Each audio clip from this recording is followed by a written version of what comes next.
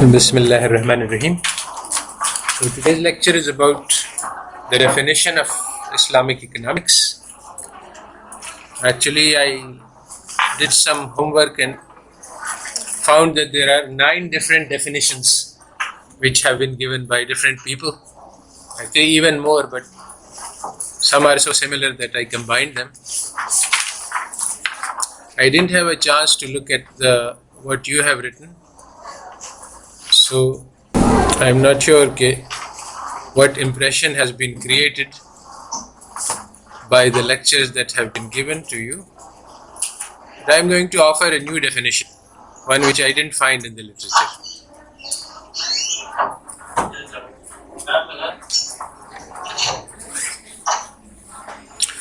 So the definition that I'm going to say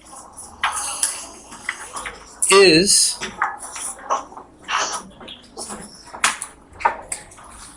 that the Islamic economics is the attempt to implement the orders of Allah in the economic dimension in our individual lives and in our collective lives. اللہ تعالیٰ کے احکام کو جو معیشت سے متعلق ہیں ان کو اپنی زندگی میں زندہ کرنے کی اور اپنے معاشرے میں زندہ کرنے کی کوشش کا نام ہے اسلامک اکنامکس. ویسے تو یہ مختصر سا ڈیفینیشن ہے. پہلی بات تو یہ ہے کہ یہ مجھے ملا نہیں کہیں پہ، یعنی 9 ڈیفینیشنز دیکھے ہیں میں نے مگر کسی نے یہ بات نہیں کہی ہے. دوسری بات یہ ہے کہ حالانکہ یہ ڈیفینیشن مختصر ہے مگر اس میں بہت سارے چیزیں ایسی ہیں جو نہ صرف کلیش کرتی ہیں ان چیزوں سے جو ویسٹرن اکنامکس سکھلاتی ہے، بلکہ ان سے بھی کلیش کرتی ہیں جو زیادہ تر مسلمان سمجھتے ہیں.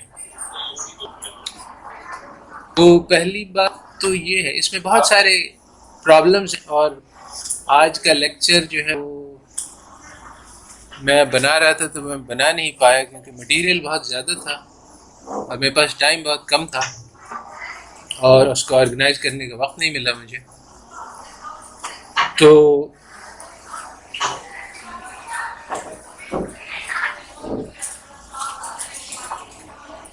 سب سے پہلی بات تو یہ ہے کہ اللہ تعالیٰ کے احکام کیا ہیں جن کو ہمیں زندہ کرنا ہے اپنی زندگی میں اور اپنے معاشرے میں. تو دیکھو یہ قرآن شروع ہوتی ہے الشیطان الرجیم بسم اللہ الرحمن الرحیم الف لام میم ذالک الکتاب لا ریب فیہ ھدی للمتقین الذین یؤمنون بالغیب ویقیمون الصلاۃ ومما رزقناہم ینفقون. تو یہ کتاب ہے جس میں کوئی شک نہیں اور اس میں ہدایت ہے ان لوگوں کے لیے جو تقوی والے ہیں، یعنی جو اللہ تعالیٰ سے ڈرتے ہیں. اور ان لوگوں کی کیا صفت ہے کہ ایمان لاتے ہیں غیب میں اور نماز کو قائم کرتے ہیں اور اپنے اس رزق سے جس کو ہم نے ان کو عطا کیا اس میں سے خرچ کرتے ہیں. خرچ کرتے ہیں یہاں پہ مراد ہے اللہ تعالیٰ کی رضا کی خاطر خرچ کرتے ہیں. تو جو 3 صفات ہیں متقین کی، اس میں سے ایک تو ہے ایمان اور دوسرا ہے عبادت اور تیسری ہے معیشت کے متعلق یعنی کہ مال. تو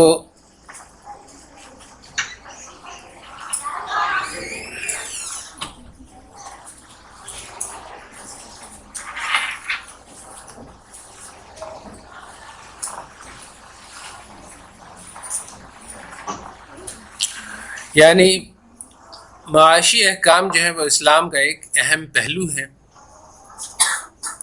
اس کے علاوہ بھی یہ بات ہے کہ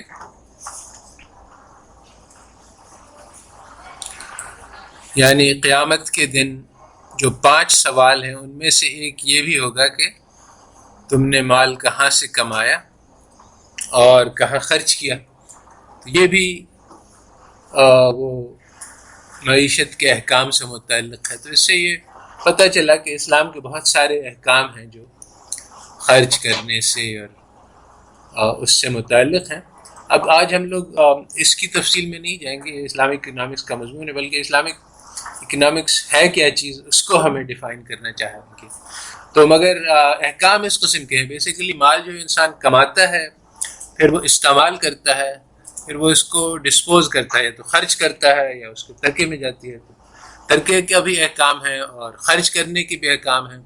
مال کو استعمال کیسے کیا جائے اس کے بارے میں بھی احکام ہے، حاصل کیسے کیا جائے اس کے بارے میں بھی احکام ہے۔ تو ہر سٹیج پر مال کے ساتھ جو ہمارا تعلق ہے اس کے بارے میں اللہ تعالیٰ کے احکام ہیں، اور یہ احکام کچھ انفرادی ہیں، یعنی ایک انسان ذاتی طور پہ مال سے کیا کرے، اور کچھ اجتماعی ہیں کہ معاشرہ ایز اے ہول مال کے ساتھ کیا کرے۔ تو اس کو ہم کہہ سکتے ہیں کہ اسلامک مائکرو اکنامکس یہ ہے کہ جو ذات یعنی فرد کے ساتھ جو احکام متعلق ہیں ان کو زندہ کیا جائے، اور میکرو یہ ہے کہ جو سوسائٹی کے۔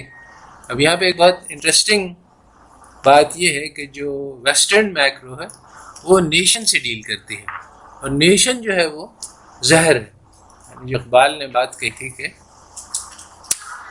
ان تازہ خطاؤں میں بڑا سب سے وطن ہے، جو پیرہن اس کا ہے مذہب کا کفن ہے۔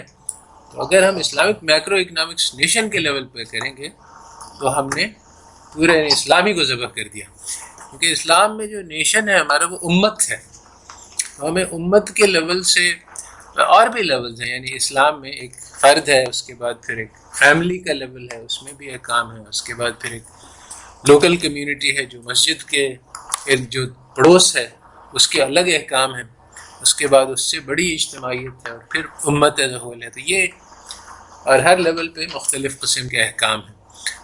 تو کہتے ہیں کہ ایک ہوتا ہے مائکرو، ایک ہوتا ہے میکرو اور ایک ہوتا ہے میسو جو انٹرمیڈیٹ کو کہتے ہیں۔ تو اسلام میں احکام ہر لیول پہ ہیں، مگر نیشن کے لیول پہ نہیں ہے، بلکہ نیشن کے لیول پہ بات کرنا ہی جو ہے وہ غلط ہے، اگینسٹ اسلام ہے، کیونکہ اسلام میں کسی اور بیسس پہ گروپنگ کرنا دین کے علاوہ یہ سخت ناپسندیدہ چیز ہے کہ زبان کی بنیاد پہ لوگوں کو یا قبیلے کے بنیاد پہ لوگوں کو جمع کیا جائے۔ تو یہ اسلامک مائکرو، میسو اور میکرو اکنامکس جو ہے وہ اللہ تعالیٰ کے مختلف احکام جو مختلف لیولز پہ ہیں ان کو کیسے وجود میں لایا جائے، یہ میرا ڈیفینیشن ہے اسلامک اکنامکس کا۔ اب اس میں بہت سارے جز ہیں اس ڈیفینیشن کے،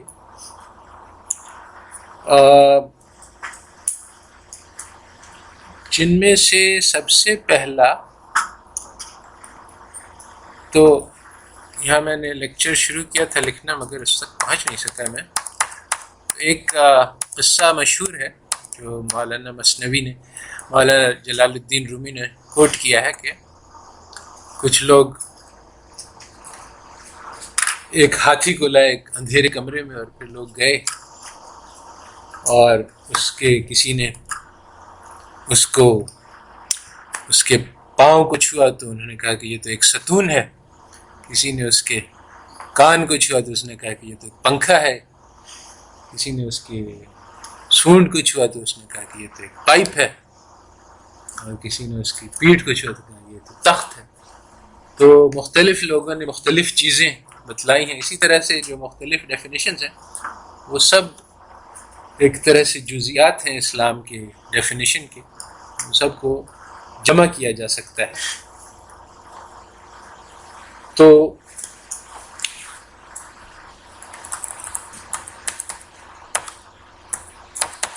سب سے پہلا بات جو ہے جس میں تجربے سے مجھے معلوم ہوا ہے کہ لوگوں کو بہت محنت ہوتی ہے، بہت دیر لگتی ہے سمجھنے میں، حالانکہ یہ ایک بہت بنیادی پوائنٹ ہے اسلام کا۔ وہ یہ ہے کہ ہمارا سروکار اس محنت سے ہے جس کے ذریعے سے دین وجود میں آتا ہے، اور اس آؤٹ کم سے نہیں ہے، اس کے نتیجے میں دین وجود میں آ جائے گا کہ نہیں آئے گا۔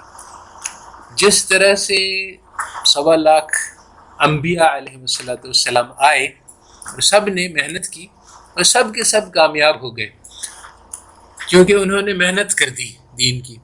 حالانکہ ایسے بھی انبیاء ہوں گے جن کے پاس ایک بھی بندہ نہیں ہوگا، اور ایسے بھی ہوں گے جن کے پاس 2-3 ہوں گے، اور ایسے بھی ہوں گے جن کے پاس لاکھوں ہوں گے۔ تو مگر آؤٹ کم جو ہے وہ ان کے آؤٹ کم سے ان کو ناپا نہیں جائے گا کہ اچھا اس نے تو اچھا کام کیا، اس نے 10,000 لوگ لے گئے، اس نے صرف 70 لائے، اس لیے یہ فیل ہو گیا۔ تو یہ آؤٹ کم نہیں بلکہ محنت کیسے کی، نتیجہ اللہ تعالیٰ کے ہاتھ میں، حتیٰ کہ رسول اللہ صلی اللہ علیہ وسلم سے اللہ تعالیٰ نے فرمایا کہ تم کسی کو جس کو چاہتے ہو ہدایت نہیں دے سکتے ہو، ہدایت تو میرے ہاتھوں میں ہے۔ تو نتیجہ صرف اللہ کے ہاتھ میں ہے، ہمارے ہاتھ میں وہ محنت ہے جو اللہ تعالیٰ نے بتلائی ہے۔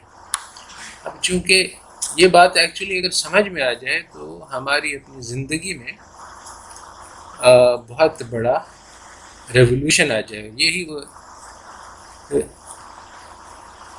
جو اسلام کے ذریعے سے دنیا میں ریولوشن آیا، اس میں سے ایک جز یہ سمجھ بھی ہے کہ ہم صرف محنت کے مکلف ہیں اور نتیجے کے مکلف نہیں ہیں۔ بہت سارے لوگ ہیں جو محنت کرتے ہیں کہ اچھا بھائی معاشرے کی اصلاح ہو جائے، پھر دیکھتے ہیں کہ معاشرے میں برائی ہے تو کہتے ہیں چلو ہم تو فیل ہو گئے۔ تو یہ نتیجہ غلط ہے۔ انسان نے جس نے محنت کر لی وہ پاس ہو گیا، چاہے اس کے ذریعے سے معاشرے کی اصلاح ہوئی چاہے نہیں ہوئی۔ اور اس وقت بہت سارے مسلمان اس معاملے میں دھوکے میں ہیں اور غلطی کر رہے ہیں۔ تو چونکہ اس کے بارے میں بہت زیادہ کنفیوژن ہے، اس لیے میں اس بات کو ذرا تفصیل کے ساتھ ثابت کرنا چاہتا ہوں۔ تو اس میں بہت ساری آیات ہیں۔ ایک تو ہے کہ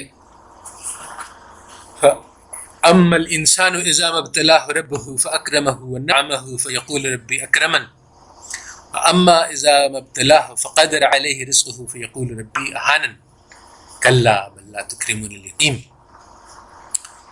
تو یہ سورت میں اللہ تعالیٰ فرماتے ہیں کہ جب انسان کو اللہ تعالیٰ آزماتے ہیں، یہ اب لوگ ابتلا میں ڈالتے ہیں، آزمائش میں ڈالتے ہیں، کس طرح سے کہ اس کے پاس بہت سارا مال دے دیتے ہیں، بہت سے اس کی بہت راحت آرام اور لگژری ہو جاتی، تو وہ انسان خوش ہو جاتا ہے، کہتا ہے کہ ہاں میرا مالک نے میرے ساتھ کرم کیا۔ اور ساتھ امام راضی لکھتے ہیں کہ تفسیر میں وہ کہتے ہیں کہ یہ اللہ تعالیٰ نے صحیح کیا، حق کیا، انصاف کیا میرے ساتھ کہ میں اتنا اچھا آدمی ہوں، چنانچہ مجھے یہ ملنا ہی چاہیے تھا۔ تو وہ سمجھتا ہے کہ یہ اس کا حق تھا کہ اللہ تعالیٰ اس کے ساتھ، اور وہ یہ سمجھتا ہے کہ یہ میری محنت کا نتیجہ ہے، جیسے کہ قارون سمجھتا تھا کہ یہ مال میں نے کمایا ہے تو یہ میری محنت کا نتیجہ ہے۔ اور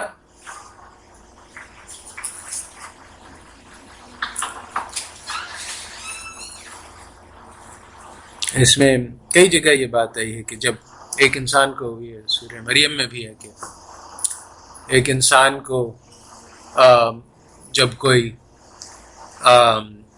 ڈرانے والا آتا ہے، اس کو دین کی دعوت دیتا ہے، وہ کہتا ہے کہ دیکھو میں کتنے آرام سے ہوں، میرے پاس تو ہر قسم کی چیز موجود ہے، بیوی بچے مال اولاد سب کچھ ہے، تو میرے رب نے جس طرح سے میرا یہاں اکرام کیا ہے اسی طرح سے اگر آخرت ہوئی تو وہاں بھی میرا اللہ تعالیٰ انتظام کریں گے، اس لیے مجھے کوئی ضرورت نہیں ہے کسی ہدایت کی۔ تو یہ ایک عام دھوکہ ہے جس میں انسان مبتلا ہوتا ہے کہ یہ دنیا کی جو راحت آرام ہے وہ اللہ تعالیٰ کے انعام کی نشانی ہے، اور وہ مطلوب ہے، اور اگر وہ نہیں ہے تو اس کو حاصل کرنے کی کوشش کرنی ہے۔ اور اسی طرح سے دوسری آیت میں وَأَمَّا إِذَا مَا ابْتَلَاهُ فَقَدَرَ عَلَيْهِ رِزْقُهُ فَيَقُولُ رَبِّي أَهَنَ، وہ کہتا ہے کہ اگر اللہ تعالیٰ اس کو آزماتے ہیں اس کو تنگی میں ڈالنے سے، تو وہ کہتا ہے میرے رب نے تو میری بے عزتی کر دی۔ اہانن، اہانت اردو کا لفظ ہے کہ بے عزتی کر دی۔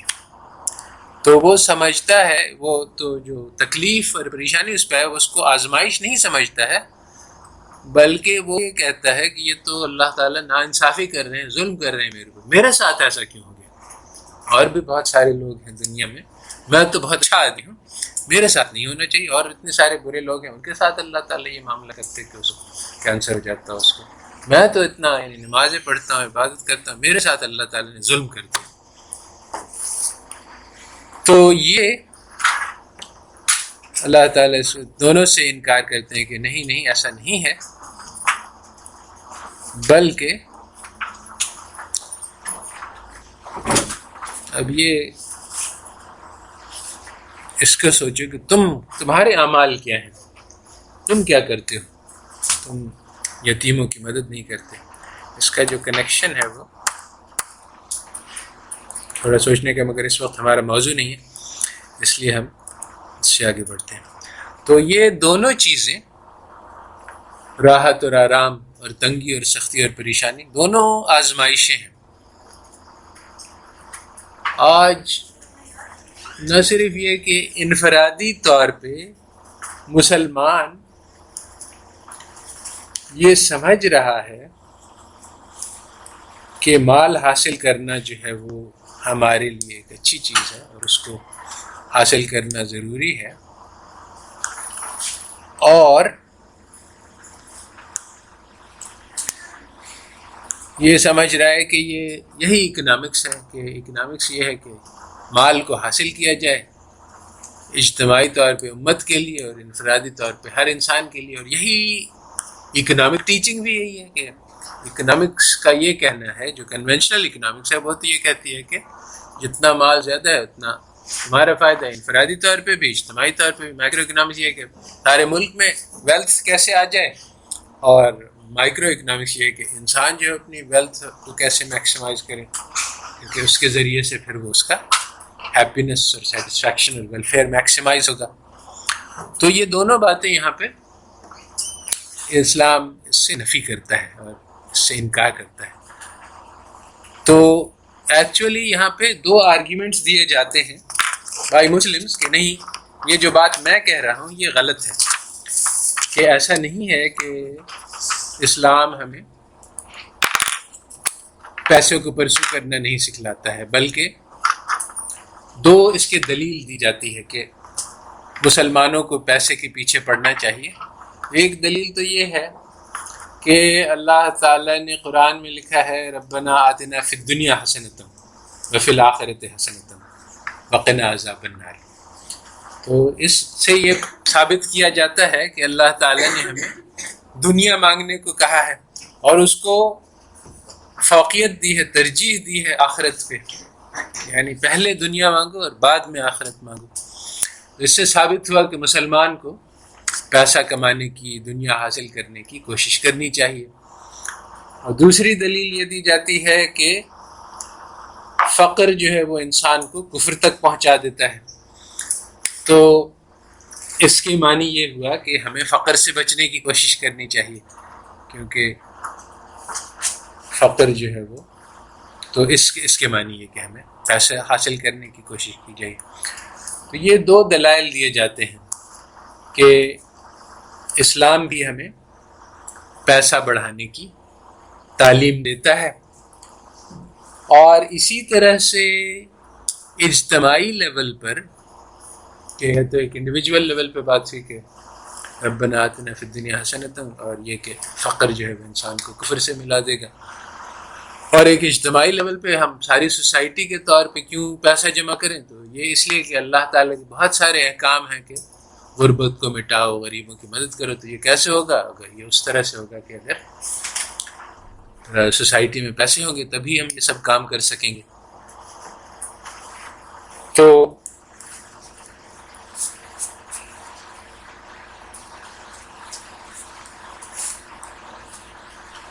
اب میں بریفلی ان تینوں چیزوں کے خلاف دلائل دینا چاہتا ہوں. یہ تینوں باتیں غلط ہیں. سب سے پہلے تو ربنا آتنا فی الدنیا حسنۃ وفی الآخرۃ حسنۃ وقنا عذاب النار. یہ آیت کو کانٹیکسٹ میں لے جا کے دیکھنے کی ضرورت ہے کہ اس سے پہلی والی آیت کیا کہہ رہی ہے, تو اس سے پچھلی والی آیت کیا کہتی ہے, کسی کو پتہ ہے؟ بہت اچھا. یہ اس سے پچھلی آیت کہتی ہے بعض لوگ ایسے ہیں جو ہم سے صرف دنیا مانگتے ہیں, تو ان کو اللہ تعالیٰ کیا کہہ رہے ہیں کہ تم ایسا نہ کرو کہ صرف دنیا مانگو, بلکہ اس میں آخرت کو بھی جوڑ دو. اب یہاں پہ ایک حکمت ہے اور ایک بلاغت ہے, قرآن کی ترتیب ہے, اسلام کی ترتیب ہے کہ ہر انسان کو قرآن میں بہت سارے پیغام ہیں, کیونکہ یہ سارے انسانوں سے خطاب کر رہی ہے ایک وقت میں جس میں کافر بھی ہیں, فاسق بھی ہیں, اور ابتدائی درجے کے مسلمان بھی ہیں, اور منتہی بھی ہیں. تو ہر ایک کے لیے الگ خطاب ہے, اور بعض جگہ پہ بہت یعنی شدید مذمت آئی ہے دنیا کی, اور بعض جگہ پہ یہاں پہ اس آدمی کو سے بات کر رہے ہیں اللہ تعالیٰ جو صرف اللہ تعالیٰ سے دنیا مانگتا ہے, کہتا ہے کہ ایسا نہ کرو, اس میں آخرت بھی جوڑ دو, اور آخرت کو بعد میں جوڑو, کیونکہ اس وقت جو آدمی صرف دنیا مانگ رہا ہے اس کو اس بات پہ لانا کہ سارا یعنی دنیا کو چھوڑ ہی دو اور صرف آخرت ہی مانگو, یہ اس کا سٹیج نہیں ہے ابھی. تو کہتے ہیں ربنا آتنا مانگو دنیا, اس میں کوئی مذاق نہیں, آخرت بھی مانگ لو ساتھ ساتھ, کیونکہ وہ لوگ جو صرف دنیا مانگتے ہیں ان کو دنیا تو میں دے دوں گا مگر آخرت میں ان کا کوئی حصہ نہیں. تو یہاں پہ یعنی جو بظاہر نظر آتا ہے صرف اس آیت کو دیکھنے سے کہ دنیا مانگنے کی ترغیب دی جا رہی ہے, اس کا اپوزٹ ہے. یہ تو دنیا مانگنے والوں کو آخرت مانگنے کی ترغیب دی جا رہی ہے. تو اس کا جو مطلب نکالا جاتا ہے کہ ہم دنیا کی طلب کریں, اس کا اپوزٹ مطلب اس کا بنتا ہے جب کانٹیکسٹ میں اس کو دیکھا جائے. اسی طرح سے یہ کہ فقر جو ہے وہ انسان کو کفر تک پہنچا سکتا ہے, یہ بات بالکل صحیح ہے, اور اس کو حضرت عمر نے اس طرح سے کہا کہ یہ دونوں آزمائشیں ہیں, فقر بھی آزمائش ہے اور دولت بھی آزمائش ہے, اور ان کے نزدیک دولت جو ہے وہ زیادہ سخت آزمائش ہے, اور جو بہترین چیز ہے, اور یہ حدیث میں ہے کہ وہ بالکل اپنی ضرورت کے مطابق روزی, نہ ضرورت سے زیادہ نہ ضرورت سے کم. اگر ضرورت سے زیادہ ہے تو پھر اس پہ شکر واجب ہو جاتا ہے جو انسان کرنے میں مشکل ہوتی ہے, اور اگر بہت زیادہ ہو جائے تو کئی جگہ پہ آیا قرآن کی جب انسان کو عطا کرتے ہیں تو وہ باغی بن جاتا ہے, بجائے اس کے کہ وہ اللہ تعالیٰ کا شکر گزار بنے, وہ کہتا ہے, وہ اترانے لگتا ہے, کہتا ہے جیسے قارون نے کیا کہ میرے پاس تو اتنی ساری دولت ہے اور یہ سب میں نے اپنی عقل سے کمائی ہے. اسی طرح سے فقر بھی آزمائش ہے, انسان کو اگر ضرورت سے کم ہو تو اس کی آزمائش ہے, اس آزمائش میں فیل ہو گیا تو وہ کفر تک پہنچ سکتا ہے. تو یہ دونوں چیزیں اللہ تعالیٰ سے یعنی پناہ مانگنے کی ہیں کہ نہ ہم چاہتے ہیں کہ ہم فقیر ہو جائیں, یہ بھی ایک آزمائش ہے اللہ تعالیٰ سے, اور ہر انسان کو یہ اس سے تو بہت مشکل ہے کہ مجھے بہت زیادہ دولت نہیں دے, کیونکہ انسان سمجھتا ہے کہ دولت آزمائش نہیں ہے, مگر حقیقت یہ ہے کہ جو آپ کی ضرورت سے زائد ہے وہ آپ کے لیے ابتلا ہے, کیونکہ آپ کی ضرورت تو پورا نہیں کر رہا ہے. تو رسول اللہ صلی اللہ علیہ وسلم نے یہ بات کئی طرح سے سمجھائی صحابہ کو. کہتے ہیں کہ انسان کہتا ہے کہ میرا مال, مگر مال تو اس کا وہ ہے جو اس نے کھا کر خرچ کر دیا یا پہن کر خرچ کر دیا یا صدقہ دے دیا. تو جو مال آپ استعمال کر سکتے ہیں وہ تو آپ کے لیے صحیح ہے, اور جو بینک میں پڑا ہوا ہے وہ حجت ہے آپ کے خلاف کہ اس کے میں نے دیا تھا, پھر وہ آپ کے اوپر ذمہ داری ہے کہ اس کے لیے آپ صحیح مقصد اور ڈھونڈیں اور اس تک پہنچائیں. تو بڑی آزمائش ہے اور بہت ذمہ داری کا کام ہے. تو صحیح یہی ہے کہ تو اس میں یہ فقر جو ہے وہ کفر ملا دیتا ہے. یہ اس بات کی ترغیب نہیں ہے کہ انسان دولت کمانے میں اندھا دھند لگ جائے, بلکہ یہ ہے کہ انسان کو اپنی ضرورت کی مقدار میں کمانا ایک درجے کا، یعنی یہ بھی دینی ایک فریضہ ہے اور صحیح ہے، تو انسان کو اپنی ضرورت کے مطابق کمانا چاہیے، مگر یہ کہ میکسیمائز اس کا کوئی کانسیپٹ نہیں ہے۔ ضرورت کے مطابق کمانا ہر انسان کو ضروری ہے، کیونکہ اگر وہ نہیں کمائے گا تو وہ معاشرے کے اوپر ایک بوجھ بنے گا، اور یہ مطلوب نہیں ہے، اسلامک ٹیچنگز کے خلاف۔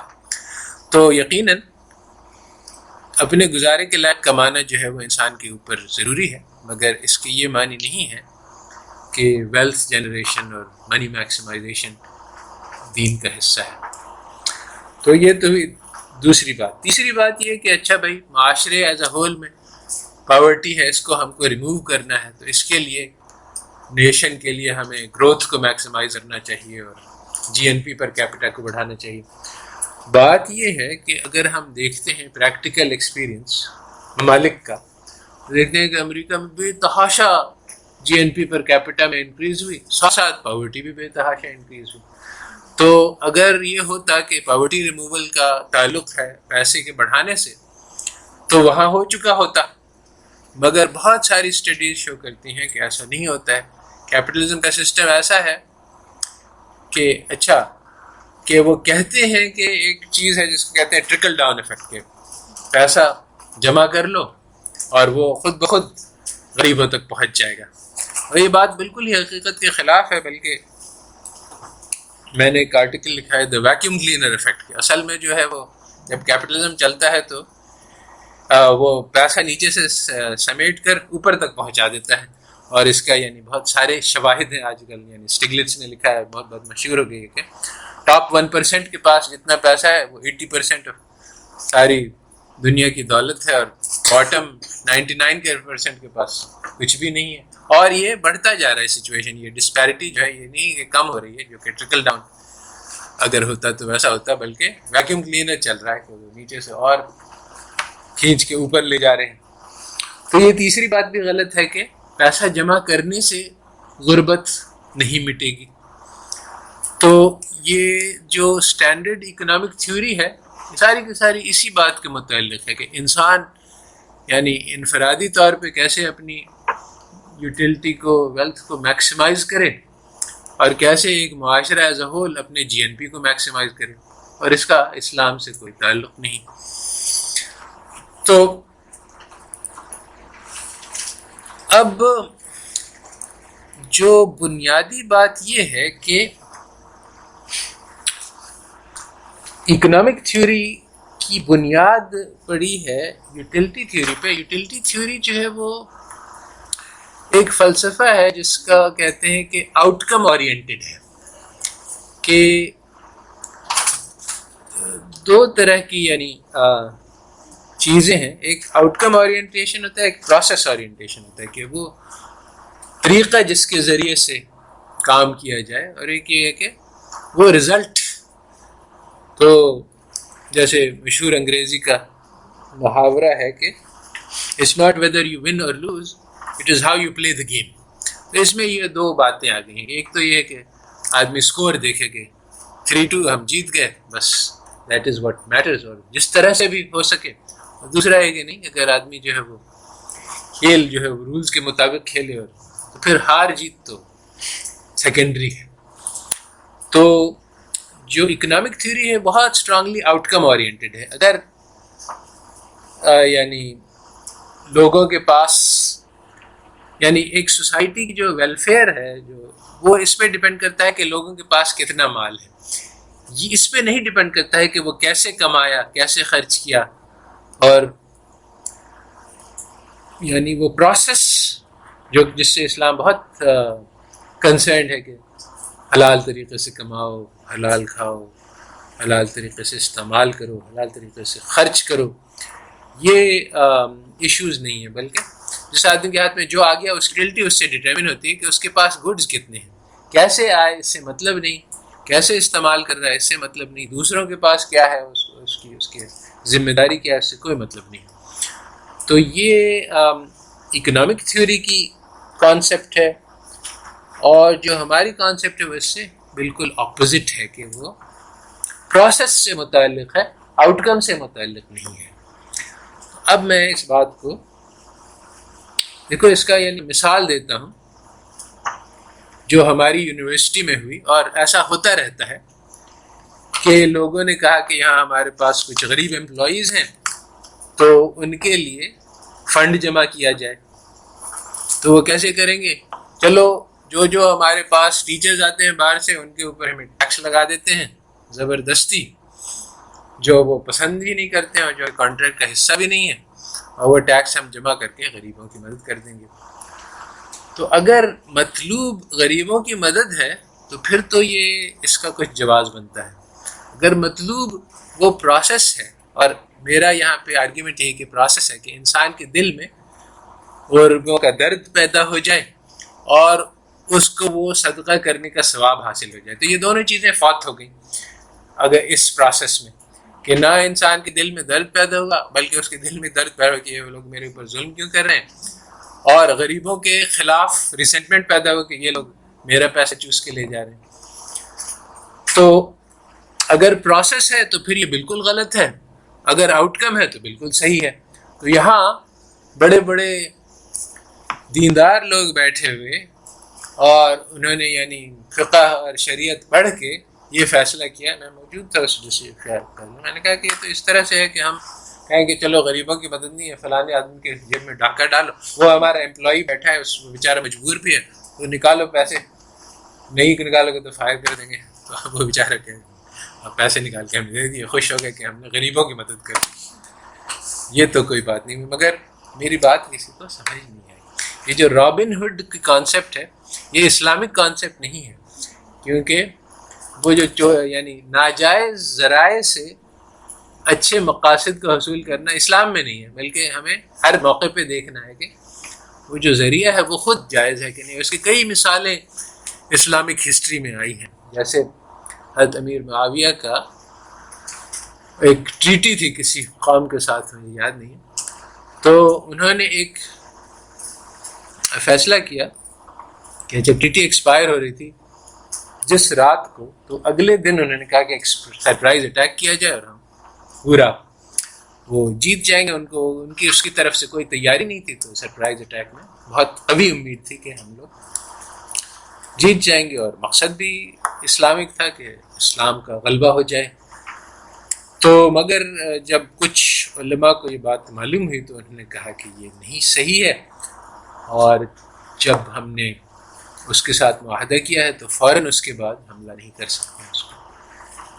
حالانکہ ٹیکنیکلی یہ بات بالکل جائز ہے کہ ٹیکنیکلی ہمارا معاہدہ ایکسپائر ہو گیا، اس کے بعد ہمارا کوئی معاہدہ نہیں، حملہ کر دیں، مگر انہوں نے کہا کہ نہیں، پھر بھی شریعت میں اس کی گنجائش نہیں، تو انہوں نے روک دیا، فتح کو چھوڑ دیا۔ اسی طرح سے وہ اقبال کا شعر ہے بہت مشہور،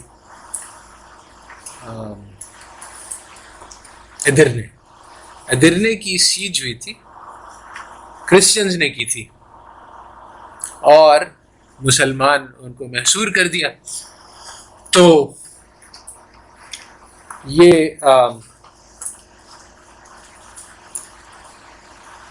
6 مہینے تک سیج چلتی رہی، سارے رسد کا سامان ختم ہو گیا، تو جو وہاں کا جو کمانڈر تھا ملٹری، اس نے کہا کہ سارے مٹیریل جمع کر کے ملٹری کے پاس بھیج دیا جائے، جو آرمی ہے ہماری، کیونکہ اب یعنی سب کی زندگی کا دار و مدار انہیں پہ، اگر یہ فیل کر گئے تو سب لوگوں کو ختم کر دیا جائے گا۔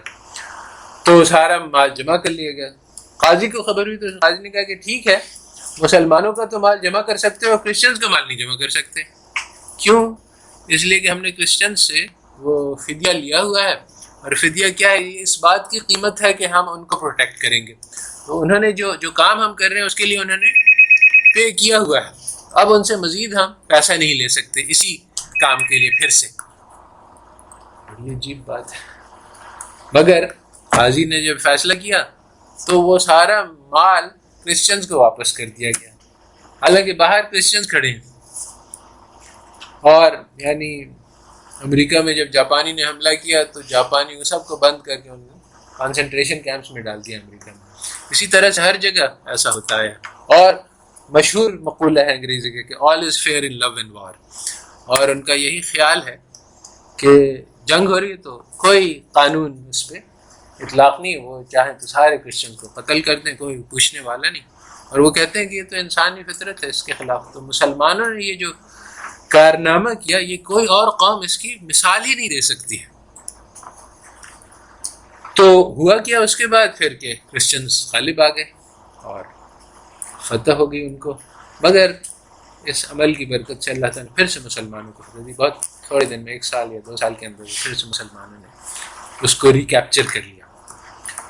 تو means do not ends do not justify means, یہ ہے جو بنیادی بات ہے کہ ہمارے مقاصد جو ہے وہ جو گولز ہیں وہ اینڈز کو یعنی مینز کو جسٹیفائی نہیں، پروسیس کو صحیح ہونا ہے، اسٹرگل جس طرح سے کر رہے ہیں وہ اللہ تعالیٰ کے احکام کے مطابق ہونی چاہیے۔ جی سر آپ کی بات بالکل ٹھیک ہے، مطلب میں ایگری اس سے، لیکن سر قرآن پاک میں یہ کہا گیا ہے نا کہ اعمال کا دارالمدار نیت ہوتا ہے۔ بالکل سر پھر اس طرح ہاں، یہ ایک الگ بحث ہے اور ضروری بحث ہے اور اہم بھی ہے، مگر اس وقت میں I'll try to incorporate that later۔ بات یہ ہے کہ یہ بات میں نے پچھلی بار یعنی اور کئی گروپس میں سمجھانے کی کوشش کی، بہت مشکل ہوئی ہے کیونکہ لوگ اس کو مانتے نہیں، اس لیے میں اس کی کئی مثالیں اور دے کے سمجھانا چاہتا ہوں کہ اللہ تعالیٰ کے جو حکم ہوتے ہیں ان کو جیسے میں نے کہا کہ یہاں جو وہ ٹیکس لگا دیا، اسی طرح سے عام طور پہ یہ غلط فہمی ہے اور یہ بات چل رہی ہے کہ مقاصد الشریعہ کیا ہے۔ شریعت سے ہم پہلے پتہ چلائیں کہ اللہ تعالیٰ کا مقصد کیا ہے، جب مقصد پتہ چل جائے گا تو پھر سارے احکام اس مقصد کے تابع ہو جائیں گے۔ تو مگر اس مقصد کو سمجھنے میں اگر ہم سے غلطی ہو گئی تو بہت بڑا نقصان ہو جائے گا۔ اس وقت یہ بہت عام ہو گیا ہے، جیسے ایک عام بات یہ سمجھی جا رہی ہے اور کہی جا رہی ہے کہ اسلام کا مقصد یہ ہے کہ پاورٹی کو ختم کر دیا جائے۔ بظاہر ایسا نظر آتا ہے کیونکہ زکوٰۃ میں یہی ہے کہ غربا کی مدد کی جائے، بہت سارے احکام ہیں کہ غربا کی مدد کی جائے اور بھوکے اور یتیم اور بیوہ سب کی مدد کی جائے، سب کے یعنی بہت اسٹرانگ احکام ہیں۔ تو آبویسلی اگر یہ احکام ہے تو اس سے یہ مطلب ہوگا کہ اللہ تعالیٰ چاہتے ہیں کہ غربت ختم ہو جائے کیونکہ غریبوں کی مدد کرنے کا حکم ہے۔ تو یہ غلط فہمی ہے اور یہ بہت عام ہے، یعنی اگر یہ میں نے کہا تو ایک فارم پہ ویب سائٹ پہ جس پہ ڈسکشن ہو رہا تھا 100% لوگ میرے خلاف تھے کہ نہیں یہ بات صحیح نہیں ہے جو آپ کہہ رہے ہیں، کہ مطلوب تو یہ ہے کہ ہم محنت کریں غربت کے خلاف، یہ مطلب نہیں ہے کہ غربت ختم ہو جائے۔ تو یہ بات یا تو لوگوں کو سمجھ میں نہیں آئی میری، یا انہوں نے اگری نہیں کیا۔ تو 100% اسی لیے میں اس کو یہاں پہ وضاحت کرنا چاہتا ہوں، اور یہ چونکہ اکنامکس کا بنیادی مسئلہ ہے اس لیے اس کو ذرا تفصیل کے ساتھ ڈسکس کرنے کی ضرورت ہے۔ تو ایک سمپل سی مثال ہے کہ اللہ تعالیٰ نے ابراہیم علیہ السلام کو حکم دیا کہ اپنے بیٹے کو ذبح کرو، تو اس سے ہم یہ سمجھیں گے کہ اللہ تعالیٰ کا مقصد ہے کہ اسماعیل علیہ السلام قتل ہو جائیں، مگر ظاہر بات ہے کہ اللہ جب انہوں نے چھری چلائی تو اللہ تعالیٰ نے کہا تم نے وہ جو حکم تھا وہ پورا کر دیا۔ تو مطلب یہ ہے کہ ذبح مقصود نہیں تھا بلکہ اطاعت مقصود تھی، اور یہ دکھلانا مقصود تھا کہ اللہ تعالیٰ کی محبت غالب ہے باقی ساری محبتوں پر، اور یہ تقاضا بالکل صاف صاف قرآن میں لکھا ہوا ہے کہ اللہ کی محبت اور اللہ کے رسول کی محبت اور اللہ کے دین کی خاطر جدوجہد کرنے کی محبت باقی ساری چیزوں پہ، جس میں بیوی بچے خاندان کاروبار تجارت گھر سب کچھ شامل ہے، ان سب پہ غالب ہونی چاہیے۔ تو یہ اللہ تعالیٰ کا حکم ہے کہ اللہ کی محبت سب سے آگے ہو، سب سے زیادہ ہو۔ تو یہاں پر اس عمل کا اس حکم کا ایک ظاہری مقصد ہے کہ اسماعیل علیہ السلام کی موت مقصود ہے، مگر وہ ظاہری مقصد نہیں ہے، اور یہ بات بھی بالکل واضح ہے، پکی ہے، کیونکہ اگر یہ مقصود ہوتا تو اگر وہ جب تک وہ ذبح نہیں ہوئے تھے تب تک حکم پورا نہیں ہوتا۔ تو حکم جو ہے اس کا مقصود پورا ہو گیا جب انہوں نے اطاعت کر دی۔ ذبح مقصود نہیں تھا. تو اسی طرح سے اللہ تعالیٰ نے انبیاء کو حکم دیا کہ دعوت دو. رسول اللہ صلی اللہ علیہ وسلم کا حکم ہوا. ہم لوگوں کو بھی حکم ہے امر بالمعروف اور نہی عن المنکر کا. تو بظاہر مقصد یہ ہے کہ اسلام ساری دنیا میں پھیل جائے، اور اگر یہ مقصد حاصل نہیں ہوا تو پھر وہ فیل ہو گئے، کیونکہ انہوں نے جو مقصد جو حکم دیا گیا تھا وہ پورا نہیں کر سکے. مگر ہمیں یہ پتہ ہے کہ ایسا نہیں ہے، کیونکہ ہمیں یہ پتہ ہے کہ بہت سارے انبیاء جو ہیں انہوں نے کسی پہ بھی بہت ساری دعوت دی، بہت ساری جگہ پہ لوگوں نے ان کی بات نہیں مانی. تو اس کا مقصد پھر کچھ اور ہے. مقصد یہ ہے کہ انبیاء علیہ السلام کو نمونہ بنا کر پیش کیا جائے. ان کا نمونہ یہی ہے کہ وہ جا کے دعوت دیں گے اور اس کے سلسلے میں ان کو پریشانی ہوگی، مشکل ہوگی، مصیبت ہوگی، اور اس پہ وہ صبر کریں گے اور اللہ تعالیٰ سے مانگیں گے. تو انبیاء کو نمونہ بنانا، ہدایت تو صرف ان کو ملے گی جو اللہ تعالیٰ چنتے ہیں، اور اس کا ذریعہ اور سبب انبیاء کو بنایا جائے گا اور اللہ تعالیٰ کی حجت کو پورا کیا جائے. یہ بھی ایک مقصد ہے کہ وہ لوگوں کے پاس ہے. اللہ تعالیٰ قرآن میں لکھا ہے کہ وہ یہ نہ کہہ سکیں کہ بعد میں کہ ہم تک کوئی ڈرانے والا نہیں پہنچا. یہ بھی ایک مقصد ہے. تو یہاں پہ بھی بات واضح ہے کہ جو بظاہری مقصد ہے ہدایت کا پھیل جانا، وہ اصل مقصد نہیں ہے. اصل مقصد وہ اور پھر یہی ہے کہ پروسیس اور آؤٹ کم کے وہ پروسیس ہے، وہ مقصود ہے کہ ہدایت کی محنت کیسے کی جاتی ہے. اور یہ مقصود نہیں ہے کہ ہدایت ایکچولی پھیل جائے. یعنی یہ مقصود تو ہے، اللہ تعالیٰ کا مقصد ہے، ہمارا مقصد نہیں ہے. یعنی ہمارے لیے یہ گول نہیں ہے، اور ہم اپنی محنت کو اس طرح سے نہیں جانچیں گے کہ آؤٹ کم کیا ہوئی. اس معاملے میں یعنی بہت سارے لوگ غلط فہمی میں مبتلا ہیں. کہتے ہیں کہ ہاں ہم نے اتنی ساری محنت کی، نتیجہ کیا نکلا؟ تو نتیجہ کیا نکلا اس کو بھی یعنی غور کرنے کی ضرورت ہے کہ اتنے سارے لوگ اصلاح کی محنت کر رہے ہیں مگر نتیجہ زیرو. نتیجہ اگر ہم یہ دیکھیں کہ ہاں بھائی رشوت عام ہے، یہ یعنی برائی عام ہے، ہر قسم کی فحاشی اور برائی پھیلی ہوئی ہے، تو ہم کہیں گے اچھا یہ سارے لوگ جو صالحین یا اصلاح کی کوشش کر رہے ہیں سب فیل ہیں، کیونکہ ہم نے آؤٹ کم جو دیکھی وہ نہیں ہے جو بظاہر مطلوب ہے. تو یہاں پہ یہ بھی ضروری ہے کہ یہ سمجھنا ہے کہ یہ آؤٹ کم کہاں پہ دیکھی جائے. آؤٹ کم میں ہمیں یہ نہیں دیکھنا ہے کہ معاشرے کی اصلاح ہوگی، نہیں، ہمیں یہ دیکھنا ہے کہ یہ جو محنت ہے، یہ محنت اللہ تعالیٰ کی خاطر اگر کی جا رہی ہے، نیت والا معاملہ صحیح ہے اگر، تو پھر اس کا نتیجہ دلوں میں نکلے گا کہ اس کے اندر انسان کے اندر خشوع پیدا ہو جائے گا، خضوع پیدا ہو جائے گا، انسان کے اندر تعلق اللہ پیدا ہو جائے گا، قرب پیدا ہو جائے گا، اس کے اندر وہ تقویٰ پیدا ہو جائے گا. تو یہ نتیجہ ہے.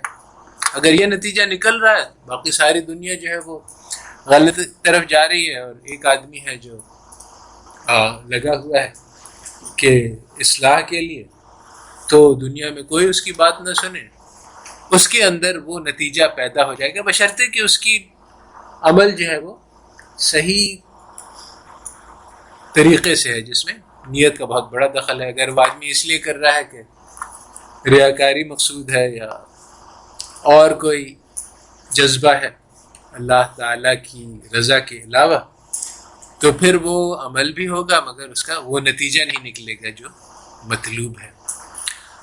تو یہ بھی ایک بہت اہم بات ہے کہ جو کرائیٹیریا ہے اس کو صحیح کرنا پڑتا ہے. یہ بہت ضروری ہے کہ ہم لوگ جو اسکیل ہے جس سے میجر کر رہے ہیں سکسیس، وہ صحیح رکھیں. کہ اگر ہم آؤٹ کمز کی طرف دیکھیں گے تو ہم مایوس ہو جائیں گے، ہم سمجھیں گے کہ کچھ نہیں ہوا، ہم کہیں گے اتنی ساری میں نے محنت کی بیکار گئی، تو اس لیے اس کو چھوڑ دینا چاہیے. اگر ہم اس کو اپنا یعنی میجرمنٹ کا طریقہ دیکھیں کہ اپنے دل کی طرف دیکھیں تو یہ تو پھر اللہ تعالیٰ کا وعدہ ہے کہ والذین جاہدوا فینا لنہدینہم سبلنا، کہ جو میرے اوپر محنت کرے گا ہم اس کو اپنا راستہ دکھائیں گے. تو اگر انسان دنیا پہ محنت اس طریقے سے کرے گا کہ اس میں اللہ کی رضا کی مطلوب ہوگی تو یہ اللہ پہ محنت ہے، اور اس کا نتیجہ گارنٹیڈ ہے کہ دل میں یعنی اللہ تعالیٰ اس کو اپنی طرف اپنا قرب اپنے راستوں کی ہدایت دیں گے. اور اگر ایسا نہیں ہو رہا ہے یعنی ہمارے دل میں وہ کیفیات نہیں پیدا ہو رہی، اس کے معنی ہماری محنت میں کوئی غلطی ہے. غلطی یہی ہے کہ نیت غلط ہو یا عمل کا طریقہ غلط ہو یا ہم نے کوئی شریعت کا قانون کو وائلیٹ کیا ہو، جیسے کہ یعنی زبردستی کسی کے اوپر ظلم کر غریب کو پیسے دے دیا تو آپ نے کہا کہ یہ دیکھو میں نے غریبوں کی مدد کی، اللہ تعالیٰ کا حکم ہے اس لیے مجھے اب وہ قرب حاصل ہونا چاہیے. تو نہیں ہوگا کیونکہ وہ آپ نے شریعت کے توڑ کے یہ کام کیا ہے. تو اسی طرح سے یعنی یہ تو گارنٹیڈ ہے کہ جو شخص اللہ تعالیٰ پہ محنت کرے گا اس کو اس کا نتیجہ ملے گا اور دنیا میں ملے گا اور اس کو دیکھ سکے گا، وہ مگر اس کے دل کے اندر ہوگا اور کوئی نہیں دیکھ سکے گا. یہ بھی ایک بہت بڑا مسئلہ ہے جس کی وجہ سے یعنی چونکہ یہ محنت جو ہے دین کی اس کا نتیجہ نظر نہیں آتا، اس لیے لوگ اس کے بارے میں دھوکے میں رہتے ہیں. سر اگر ہسٹری میں جا کے دیکھیں تو مطلب ان کو سبمٹ کرنا ہوتا ہے کہ جو زکوٰۃ نہیں دیں گے بلکہ جہاد کریں گے. سر اس میں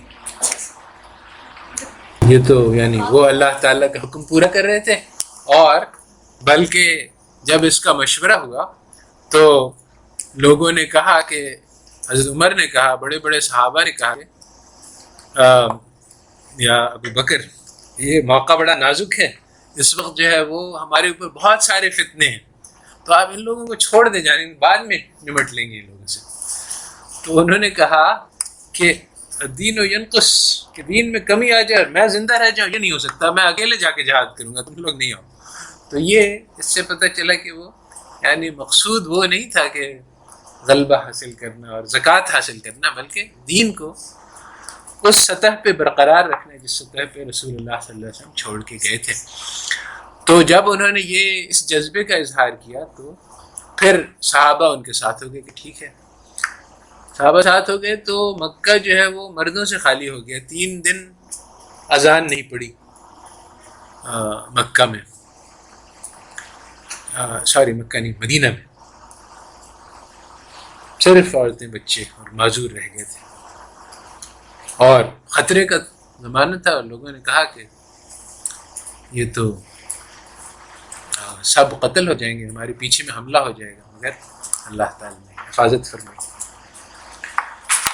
تو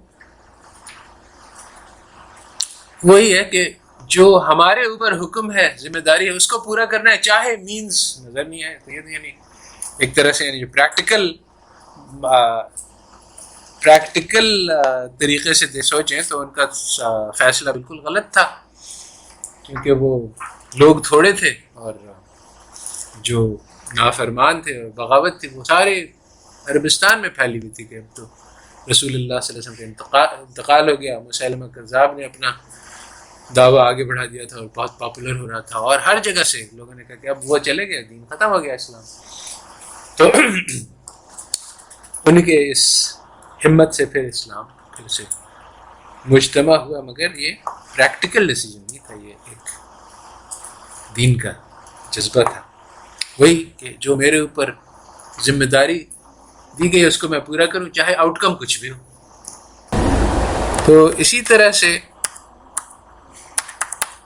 جہاد جو ہے وہ ہمارے اوپر فرض ہے بعض سچویشنز میں، مگر اس کے ساتھ ساتھ کافی مختلف قسم کی ایویڈنس ہے. ایک تو جہاد سے ہے کہ ہم دشمنوں کو ہرا دیں اور ان پہ غلبہ حاصل کر لیں اور اسلام کا غلبہ ہو جائے، مگر بہت سارے ایویڈنس ہے کلیئر کہ یہ مقصد نہیں ہے، بلکہ مقصد یہ ہے کہ مسلمانوں کو آزمایا جائے کہ کیا وہ سب کچھ قربان کرنے کے لیے تیار ہیں. چنانچہ لکھا ہے کہ شہادت ہے مطلوب و مقصود مومن، نہ مال غنیمت نہ کشور کشائی.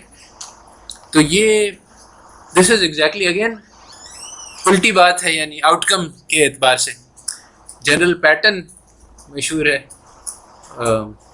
اس نے کہا تھا کہ you don't win a war by dying for your country, you win by making the other fellow die for his. تو اس کو تو وننگ مقصود تھی، اور اس نے کہا کہ بھائی یہ کیا بات ہے کہ you should die for your country، دوسرے آدمی کو ڈائی کرواؤ اپنی کنٹری کے لیے، تب تمہاری فتح ہوگی. تو عقل کا یہی تقاضا ہے کہ بھائی ہم شہید کیوں ہوں، ہم اس کو شہید کریں گے تب ہماری فتح ہوگی. تو خود شہید ہونا جو ہے یہ تو کاؤنٹر پروڈکٹیو ہے. تو یہاں پہ مقصود یہی ہے کہ ہمارا تو یعنی امتحان یعنی آؤٹ کم کہ فتح حاصل ہو جائے، یہ مقصود نہیں ہے. مقصود تو یہ ہے کہ انسان کی آزمائش ہو رہی ہے کہ دیکھیں کہ وہ ہر چیز اللہ تعالیٰ کی خاطر قربان کر سکتا ہے کہ نہیں، اپنی جان کو قربان کر دے تو یہ شہادت ہے. تو اگین یہی بات ہے کہ پروسیس مطلوب ہے، آؤٹ کم مطلوب نہیں ہے.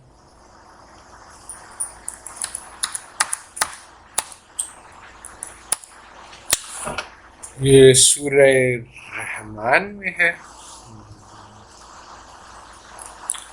وَإِذَا قِيلَ لَهُمْ انفقوا،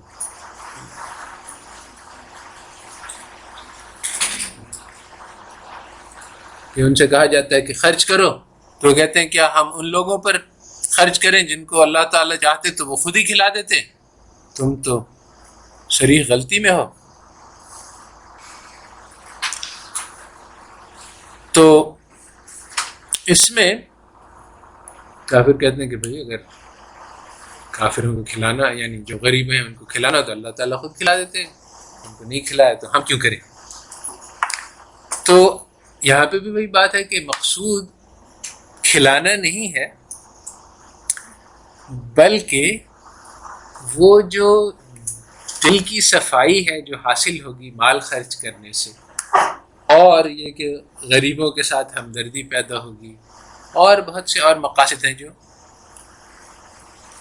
انسان کے اندر جو پیسے کی محبت ہے وہ کم ہوگی، اللہ تعالیٰ کے حکم کی اطاعت کرنا سیکھے گا انسان. تو یہ سارے مقاصد ہیں جو کہ پروسیس سے آئیں گے. وہ ان کو کہا جاتا ہے خرچ کرو، تو اس کا مقصد یہ نہیں کہ غریب کھانا لگے. تو اگر یہ مقصد ہوتا تو واقعی اللہ تعالیٰ کھلا سکتے ہیں، اللہ تعالیٰ کو کیا مسئلہ. مگر حکم کا مقصد یہ ہے کہ وہ اطاعت کریں اور ان کے دل میں ہمدردی پیدا ہو، اور وہ مال کی محبت میں کمی آئے. یہ مقاصد ہیں، اور جو ظاہری مقصد ہے وہ نہیں ہے. اسی طرح سے ہم دو عام مثال دیتے ہیں جو آرڈنری لائف سے ہیں، جس میں انسان آسانی سے مقصد کو کنفیوز کر سکتا ہے. ایک تو جاگنگ کی مثال ہے کہ ایک آدمی دوڑا چلا جا رہا ہے تیزی، تو ہم گاڑی میں ڈرائیو کر رہے ہیں، ہم تو رکے، ارے بھائی آپ جلدی میں لگتے ہیں، آپ کو کہیں پہنچا دوں میں. تو وہ کہے گا نہیں، مجھے کہیں پہنچنا نہیں ہے، مقصود فی نفسہ ہی جاگنگ ہی ہے. تو اس لیے یعنی اگر ہم سمجھے کہ اچھا یہ اتنا تیزی سے جا رہا ہے کہیں پہنچنا مقصود ہے، تو پھر وہ غلط فہمی ہو جائے گی ہمیں. اسی طرح سے ایک قسم کی ایکسرسائز ہوتی ہے، اس کو کہتے ہیں آئسومیٹرک ایکسرسائز. اس میں بیٹھے یعنی اگر میں یہاں بیٹھ کے اپنے اس ڈیسک کو پریس کروں زور سے، تو یہ ہاتھوں کے مسلز جو ہیں یہ اسٹرینتھ ہوں گے. اس کو میں بیٹھے 10 مرتبہ کر لوں، تو اگر روزانہ کروں تو مسلز میرے بڑھ جائیں گے. تو اس میں یعنی دیوار کو دھکا لگانے کے بھی کہا جاتا ہے. تو یہ آفس والوں کے لیے ایکسرسائز کا طریقہ ہوتا ہے جو میدان میں جا کے بھاگ دوڑ نہیں کر سکتے.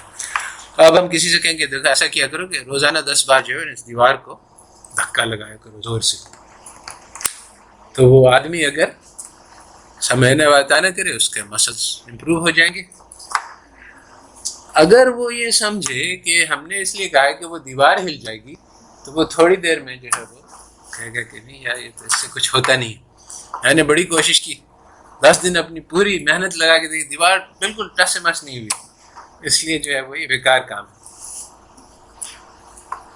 تو اسی طرح سے مسلمان کہتے ہیں کہ ہم نے بڑی محنت کی، اصلاح کی کوشش کی، مگر کوئی سنتا نہیں، تو اس کو چھوڑ دو.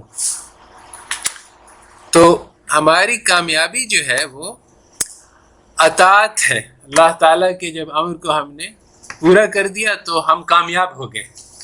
اس پہ نہیں منحصر ہے کہ نتیجہ نکلا کہ نہیں نکلا.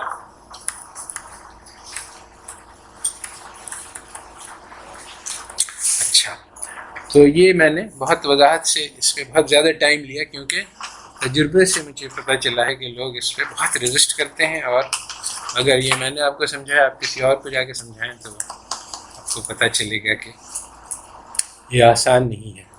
ہو سکتا ہے کہ ابھی بھی لوگ سمجھے نہیں ہوں، مگر ڈسکشن میں پھر یہ بات بعد میں دیکھی جائے گی.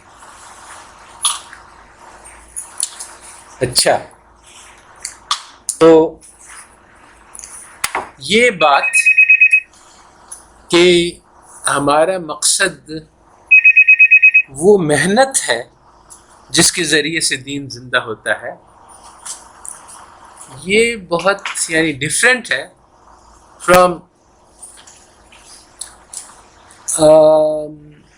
Any conception of knowledge. کیونکہ جو علم جس کو ویسٹ میں یعنی بتلایا گیا کہ یہ علم ہے، وہ ایک کتابی چیز ہے. نالج کا ڈیفینیشن ہی جو آج کل معروف ہے وہ یہ ہے کہ اس کو کہتے ہیں ٹرو جسٹیفائڈ بلیف، کہ کسی حقیقت کے بارے میں علم ہو جانا. تو چنانچہ وہ چیز ہے جو کتابوں کے ذریعے سے پڑھائی جا سکتی ہے. مگر جو بات میں کہہ رہا ہوں وہ کتابوں کے ذریعے سے پڑھائی نہیں جا سکتی، کیونکہ وہ تو ایک محنت کا نام ہے. تو پرانے زمانے میں اس بات کو بھی یعنی ایکچولی ارسطاٹل نے پہلی مرتبہ کہا تھا کہ علم کی 3 قسمیں ہیں. ایک ایپسٹیم ہے جو سائنٹیفک نالج ہے، جو کتابوں کے ذریعے سے، تھیوریٹیکل نالج ہے، کتابوں کے ذریعے سے پڑھائی جا سکتی ہے. ایک پریکٹیکل نالج ہے، اس کو اٹھا کے رکھو. تو پریکٹیکل نالج جو ہے وہ آپریشنلی سکھلائی جاتی ہے. اگر میں کہوں کہ سرجری کرنی ہے تو اب اس کا یعنی میں کہوں کہ یہ کتاب پڑھ لو، اس میں سارا طریقہ بتلایا ہے، آپ اس کو پڑھ لیں، اس کے بعد کہیں گے چلو بچھڑی اٹھاؤ. تو وہ بیچارہ تو گیا. چاہے آپ کے پاس پرفیکٹ کتاب ہو، اس میں ہر چیز 100% کریکٹلی اس نے بتلائی ہوئی ہو کہ کیسے سرجری کرنی ہے، اگر آپ چھری اٹھا کے کریں گے تو یو آر گون. کیونکہ وہ نالج جو ہے وہ کتاب کے ذریعے سے دی نہیں جا سکتی. وہ ایکسپیرینشل نالج ہے. ایک ماہر سرجن آپ کے ساتھ بیٹھے گا کہ یہ کرنا ہے، اور یہ جو تمہیں نظر آ رہا ہے کتاب میں بتلایا گیا کہ یہ وہ ایپیتھیلیل ہے، یہاں سے وہ وین آ رہی ہے، اس کو خبردار یاد کرنا، اس کو نہیں کاٹ دینا ورنہ وہ خون نکل آئے گا وغیرہ وغیرہ. تو جو پریکٹیکل ایکسپیرئنس ہے وہ اس طرح سے نہیں سکھلایا جا سکتا ہے. تو جو اور اللہ تعالیٰ نے بھی اسی بات کی طرف اشارہ کیا ہے کہ والذین جاہدوا فینا لنہدینہم سبلنا، کہ جب انسان محنت کرے گا تو پھر ہم اس کو راستے دکھلائیں گے. تو جو اسلامک اکنامکس ہے وہ اگر ہم محنت کریں گے کہ اللہ تعالیٰ کے احکام ہماری زندگی میں آ جائیں اور معاشرے میں رائج ہو جائیں، تو پھر وہ طریقے جس کے ذریعے سے یہ کام ہونا ہے وہ ہمیں سمجھ میں آئیں گے. اللہ تعالیٰ اس معاملے میں ہماری رہنمائی کریں گے. جب تک ہم کتابوں میں پڑھتے رہیں گے تب تک اس سے ہمیں اسلامک اکنامکس نہیں سیکھ سکتے. ویسٹرن اکنامکس سیکھ سکتے ہیں، بالکل ایک وہ پورا ایک کتابی سسٹم ہے جس کا حقیقت سے کوئی تعلق ہی نہیں، تو وہ اس کو سیکھنے میں کوئی مسئلہ نہیں ہے. مگر اسلامک اکنامکس سیکھنے کے لیے پریکٹیکل کام کرنا پڑتا ہے. جو لاسٹ سیمسٹر ہم نے کئی پریکٹیکل پروجیکٹس کروائی تھی اس کلاس میں کہ تو انشاءاللہ اس بار بھی کروائیں گے. تو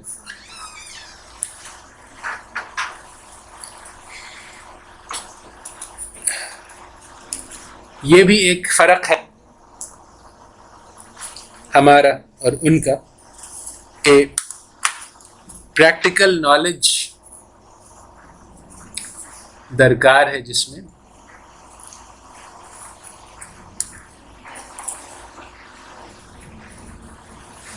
عمل سے ہوگا کام. مثلا زکوٰۃ لے لیں. ایک لیول پہ یہ ہے کہ اپنا حساب لگائیں کہ ہم زکوٰۃ دینے میں احتیاط کرتے ہیں کہ نہیں.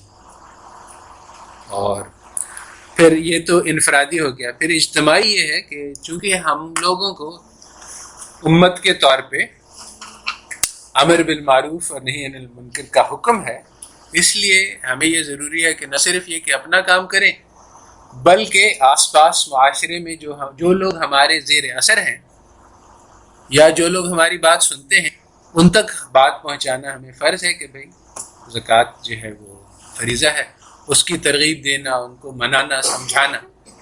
جیسے صرف زکوٰۃ نہیں، ہر معاملے میں. جیسے یہ لائن بنی ہوئی ہے، ایک آدمی جو ہے وہ لائن کاٹ کے اندر گھس گیا، اب کون اس سے لڑے، کون اس کو سمجھائے؟ خواہ کے بد مزگی ہوگی، چلو اس کو کرنے دو. یہ ایک طریقہ ہے سوچنے کا جو عام ہے، اور جو صحیح طریقہ ہے وہ یہ ہے اس کو سمجھانا کہ بھئی دیکھیں یہاں پہ جو لائن میں ان کا حق ہے، آپ نے جو یہ کام کیا تو ان کا حق مار لیا. اس میں بھی یعنی ایک تو اس کو ڈانٹ دینا اور لڑائی جھگڑا اور ہاتھ پائی، یہ بھی اسلام کا طریقہ نہیں ہے، بلکہ دعوت جو ہے اس کو دینا بھی ہے، اور حکمت اور بصیرت کے ساتھ بھی دینا ہے کہ اس کو بات سمجھ میں آ جائے، اس کو شرمندگی ہو کے دیکھیے اتنے سارے لوگ ہیں، ان سب کا آپ نے حق مارا، اس کی قیامت کے دن جواب دہی ہوگی.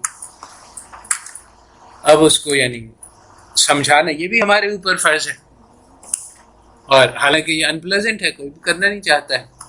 چنانچہ جب رسول اللہ صلی اللہ علیہ وسلم کو حکم ہوا کہ اٹھو اور ڈراؤ تو وہ کملی لپیٹ کے اٹھ گئے. وہ شرمیلے آدمی تھے، ان کو یہ پسند نہیں تھا کہ وہ جا کے لوگوں کو بتائیں، مگر جب حکم آیا تو اس کی وجہ سے انہوں نے پھر سارا کام کیا. اور تو اسی طرح سے یہ جو دعوت کا کام ہے یہ محنت کا کام ہے اور بوجھ ہے.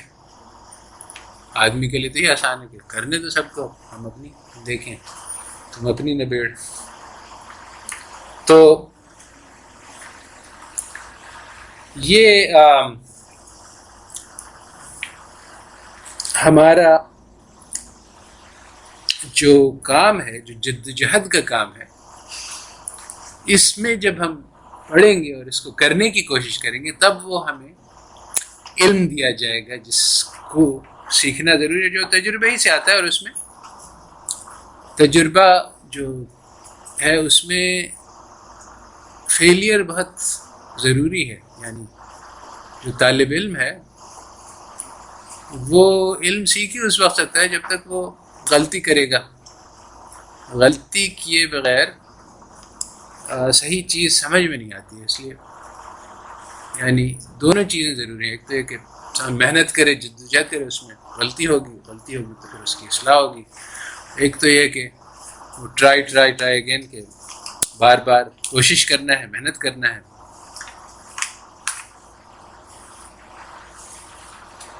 گریں گے پھر اٹھیں گے، پھر گریں گے پھر اٹھیں گے. تو اس طرح سے سیکھیں گے. جب آدمی لگا رہے گا اسی لیے تو پھر اس کو رہنمائی ہوگی.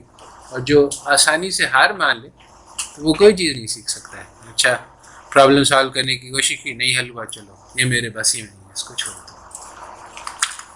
تو محنت کرنا، چاہے اس میں فوراً کوئی نتیجہ نہیں نظر آئے، یہ بہت ضروری ہے کسی بھی چیز کو سیکھنے کے لیے.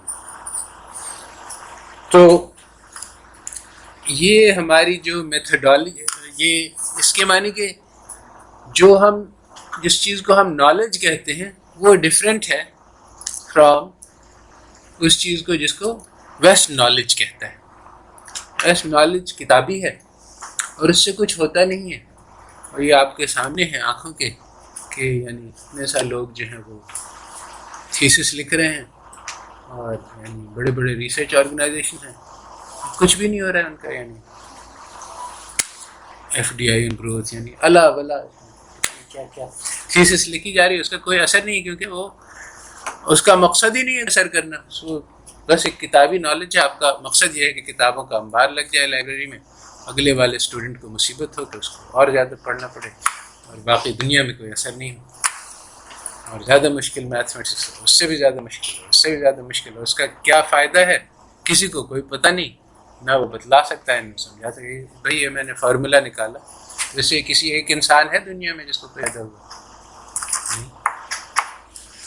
تو اس قسم کی نالج پڑھائی جا رہی، کیونکہ یہ ویسٹ والے اس کو نالج کہتے ہیں، اور ہم جو ہیں وہ لکیر کے فقیر ہیں، جو وہ کہتے ہیں اس پہ آنکھیں بند کر کے آمنا صدقنا کیا ہوا، تو اس کو ہم نالج مان رہے ہیں، جو کہ کوئی چیز ہی نہیں. تو ہماری میتھڈ واٹ از نالج یہ الگ ہے، اس کو حاصل کیسے کیا جاتا ہے یہ بھی الگ ہے. ہم کتابیں پڑھ کے یہ نالج حاصل نہیں کر سکتے. ہمیں اللہ تعالیٰ کے احکام کو اپنی زندگی میں زندہ کرنا ہے، تو اس کے لیے جد و جہد کرنے کی، اپنے نفس سے مقابلہ کرنا ہوگا. جب یہ ہم نے بات کہی تو ہم نے آلریڈی مائکرو اکنامک تھیوری سے انکار کر دیا، کیونکہ نفس سے مقابلہ نہیں سکھلاتے، وہ تو نفس کو میکسیمم مطمئن کرنا سکھلاتی. تو پوری کی پوری تھیوری جو ہے وہ یہیں پہ ختم ہو گئی جب ہم نے کہا کہ جد و جہد میں اپنے نفس سے مقابلہ کرنا ہوگا، اللہ کے حکموں کو ماننا. اللہ تعالیٰ کہتے ہیں کہ اسراف نہیں کرو، ہمارا دل چاہتا ہے کہ کریں، لگژری اور تبذیر نہیں کرو، اور ہمارا دل چاہتا ہے کہ ہم کریں، تو ہم اب اس کو روک دیں گے. اب وہ یوٹیلٹی میکسیمائزر کہتا ہے کہ جو دل چاہتا ہے وہ کرو، اور قرآن کہتا ہے کہ جو لوگ اپنی ہوا پہ یعنی اپنی آئیڈل ڈیزائرز کو فالو کرتے ہیں وہ تو جہنم میں جائیں گے.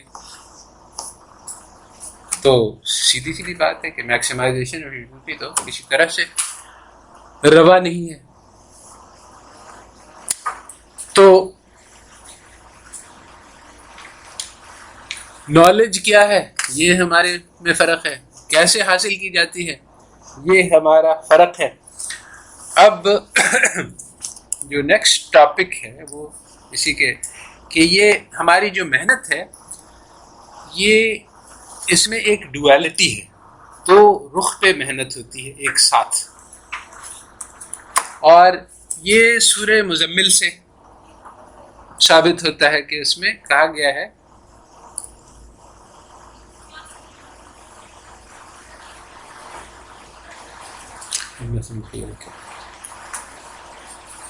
ان ناشئۃ اللیل هی اشد وطئا واقم قیلا ان لک فی النہار سبحا طویلا واذکر اسم ربک وتبتل الیہ تبتیلا.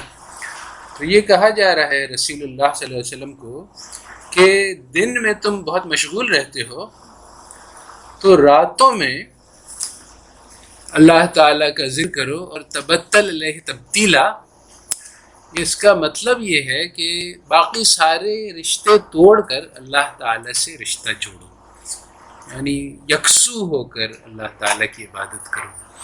اب دنوں میں کس چیز میں مشغول رہتے تھے رسول اللہ صلی اللہ علیہ وسلم؟ دین کی تبلیغ میں.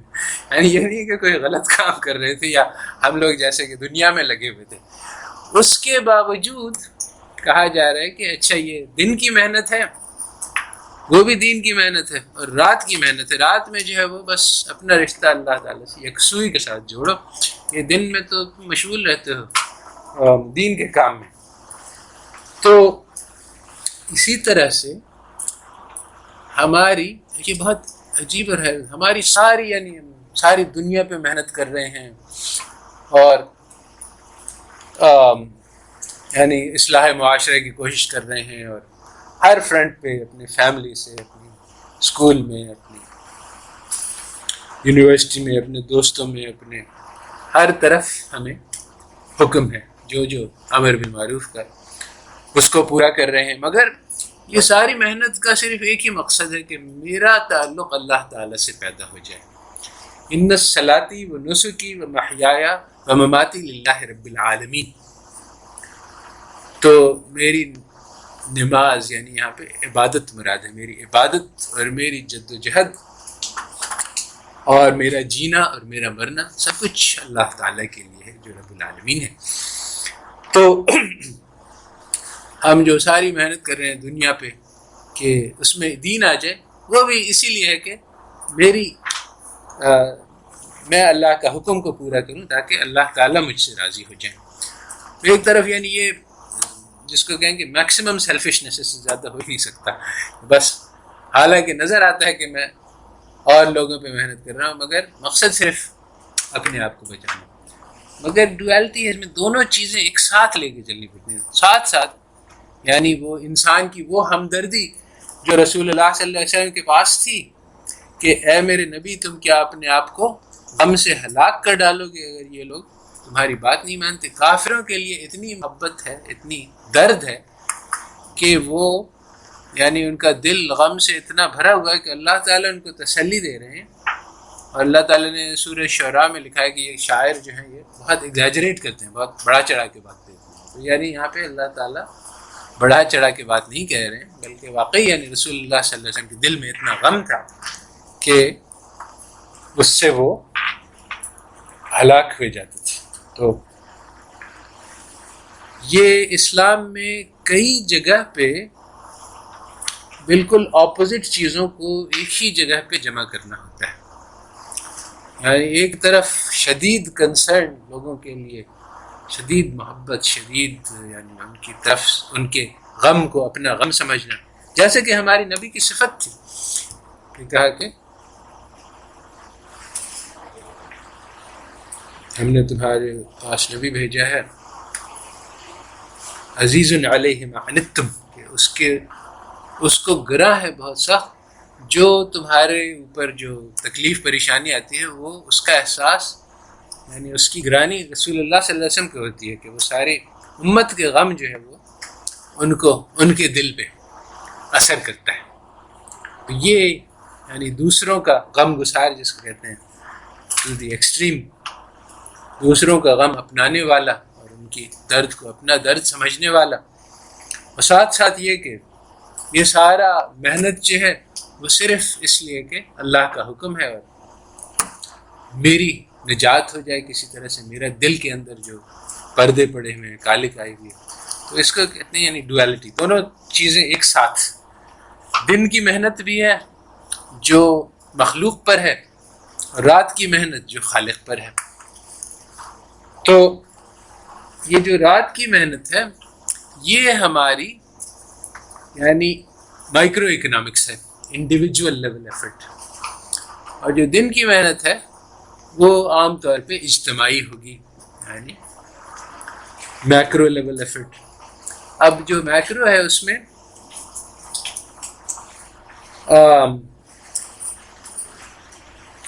میں مختلف گروپس ہیں،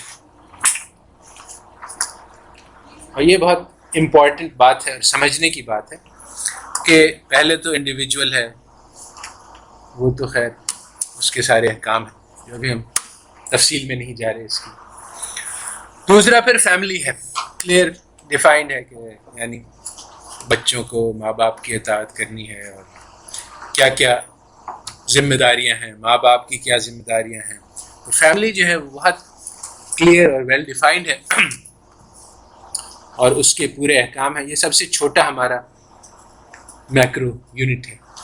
اس کے اوپر پھر ہمارا پڑوس ہے، 40 گھر ادھر 40 ادھر. ان لوگوں کے خاص احکام ہیں جو باقی ساروں کے نہیں ہیں، بلکہ اتنے سارے پڑوسیوں کے احکام ہیں کہ کہا کہ ہم تو یہ سمجھنے لگے کہ اب ہمارے میراث میں بھی ان کو شریک کر دیا جائے گا. اتنے سارے حکم آئے. تو مومن وہ نہیں جس کے پڑوسی کو اس سے تکلیف پہنچے.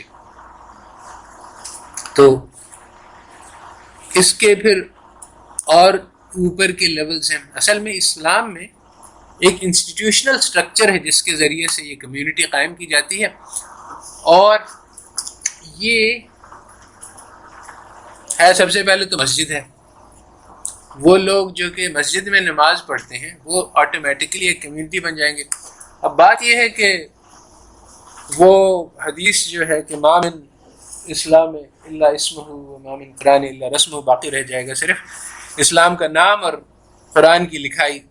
وہی ہے کہ آج ہمارے پاس مسجد تو موجود ہے، اس میں نماز بھی پڑھتے ہیں لوگ، مگر صرف ایک شکل قائم ہے، اس سینس میں کہ میں 10 سال سے اپنی مسجد میں نماز پڑھ رہا ہوں اور بہت سارے لوگ ہیں وہاں جو یعنی روزانہ 5 بار ایک دوسرے کو دیکھتے ہیں مگر ایک دوسرے کا نام بھی نہیں جانتے.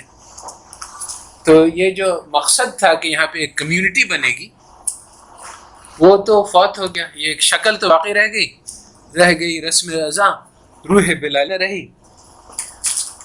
تو اس کی جو روح ہے وہ نکل گئی ہے، وہ کمیونٹی نہیں ہے۔ اچھا، اس کے بعد جو اگلا لیول تھا وہ یہ تھا کہ ایک جامع مسجد ہوتی تھی۔ ہر مسجد میں جمعہ نہیں ہو سکتا ہے، بلکہ جامع مسجد کو بڑا ہونا ہے، تو ایک تو نیبرہڈ لیول کی کمیونٹی بنی تھی، پھر ایک ذرا سا بڑا یہ شہر کے لیول کی، اگر شہر بہت بڑا ہے تو اس میں سب ڈویژنز ہو سکتے ہیں۔ تو یعنی اس لیول پہ پھر کمیونٹی بننی تھی کہ ہر جگہ سے لوگ وہاں جائیں، تو جمعے میں یعنی یہ کمیونٹی تو دن میں 5 بار اپنے کمیونٹی سے ملاقات کرنی ہے، پھر ذرا بڑے لیول پہ ہفتے میں 1 بار۔ پھر یہ عید ہے، عید پہ جو ہے وہ اور بڑا اجتماع ہے، وہ بھی مقامی ہی ہے۔ پھر یہ بقر عید ہے، اس میں ساری امت کا اجتماع ہے۔ تو یہ بالکل کلیئر کٹ ہائرارکی ہے کہ کیسے یعنی چھوٹی کمیونٹی اس سے بڑی، اس سے بڑی، اس سے بڑی، ہر لیول پہ یعنی ایک انسٹیٹیوشنل سٹرکچر ہمارے پاس ہے جس کے ذریعے سے ہم یونٹی حاصل کر سکتے ہیں۔ وہ انسٹیٹیوشنل سٹرکچر جو کا تو موجود ہے، مگر اس کی روح ختم ہو گئی، جان نکل گئی، اس کے کوئی کسی کو پتہ ہی نہیں کہ یہ کس مقصد کے لیے ہمیں دیا گیا، مگر ابھی تک اللہ کا شکر ہے کہ شکل تو قائم ہے، اس میں پھر سے روح اللہ تعالیٰ چاہے تو پھونک دیں۔ تو سمجھنے کی بات یہ ہے کہ اس وقت جو کوشش ہو رہی ہے وہ غلط لیول پہ ہو رہی ہے، یعنی نیشنل لیول پہ کوشش اسلام کے خلاف ہے۔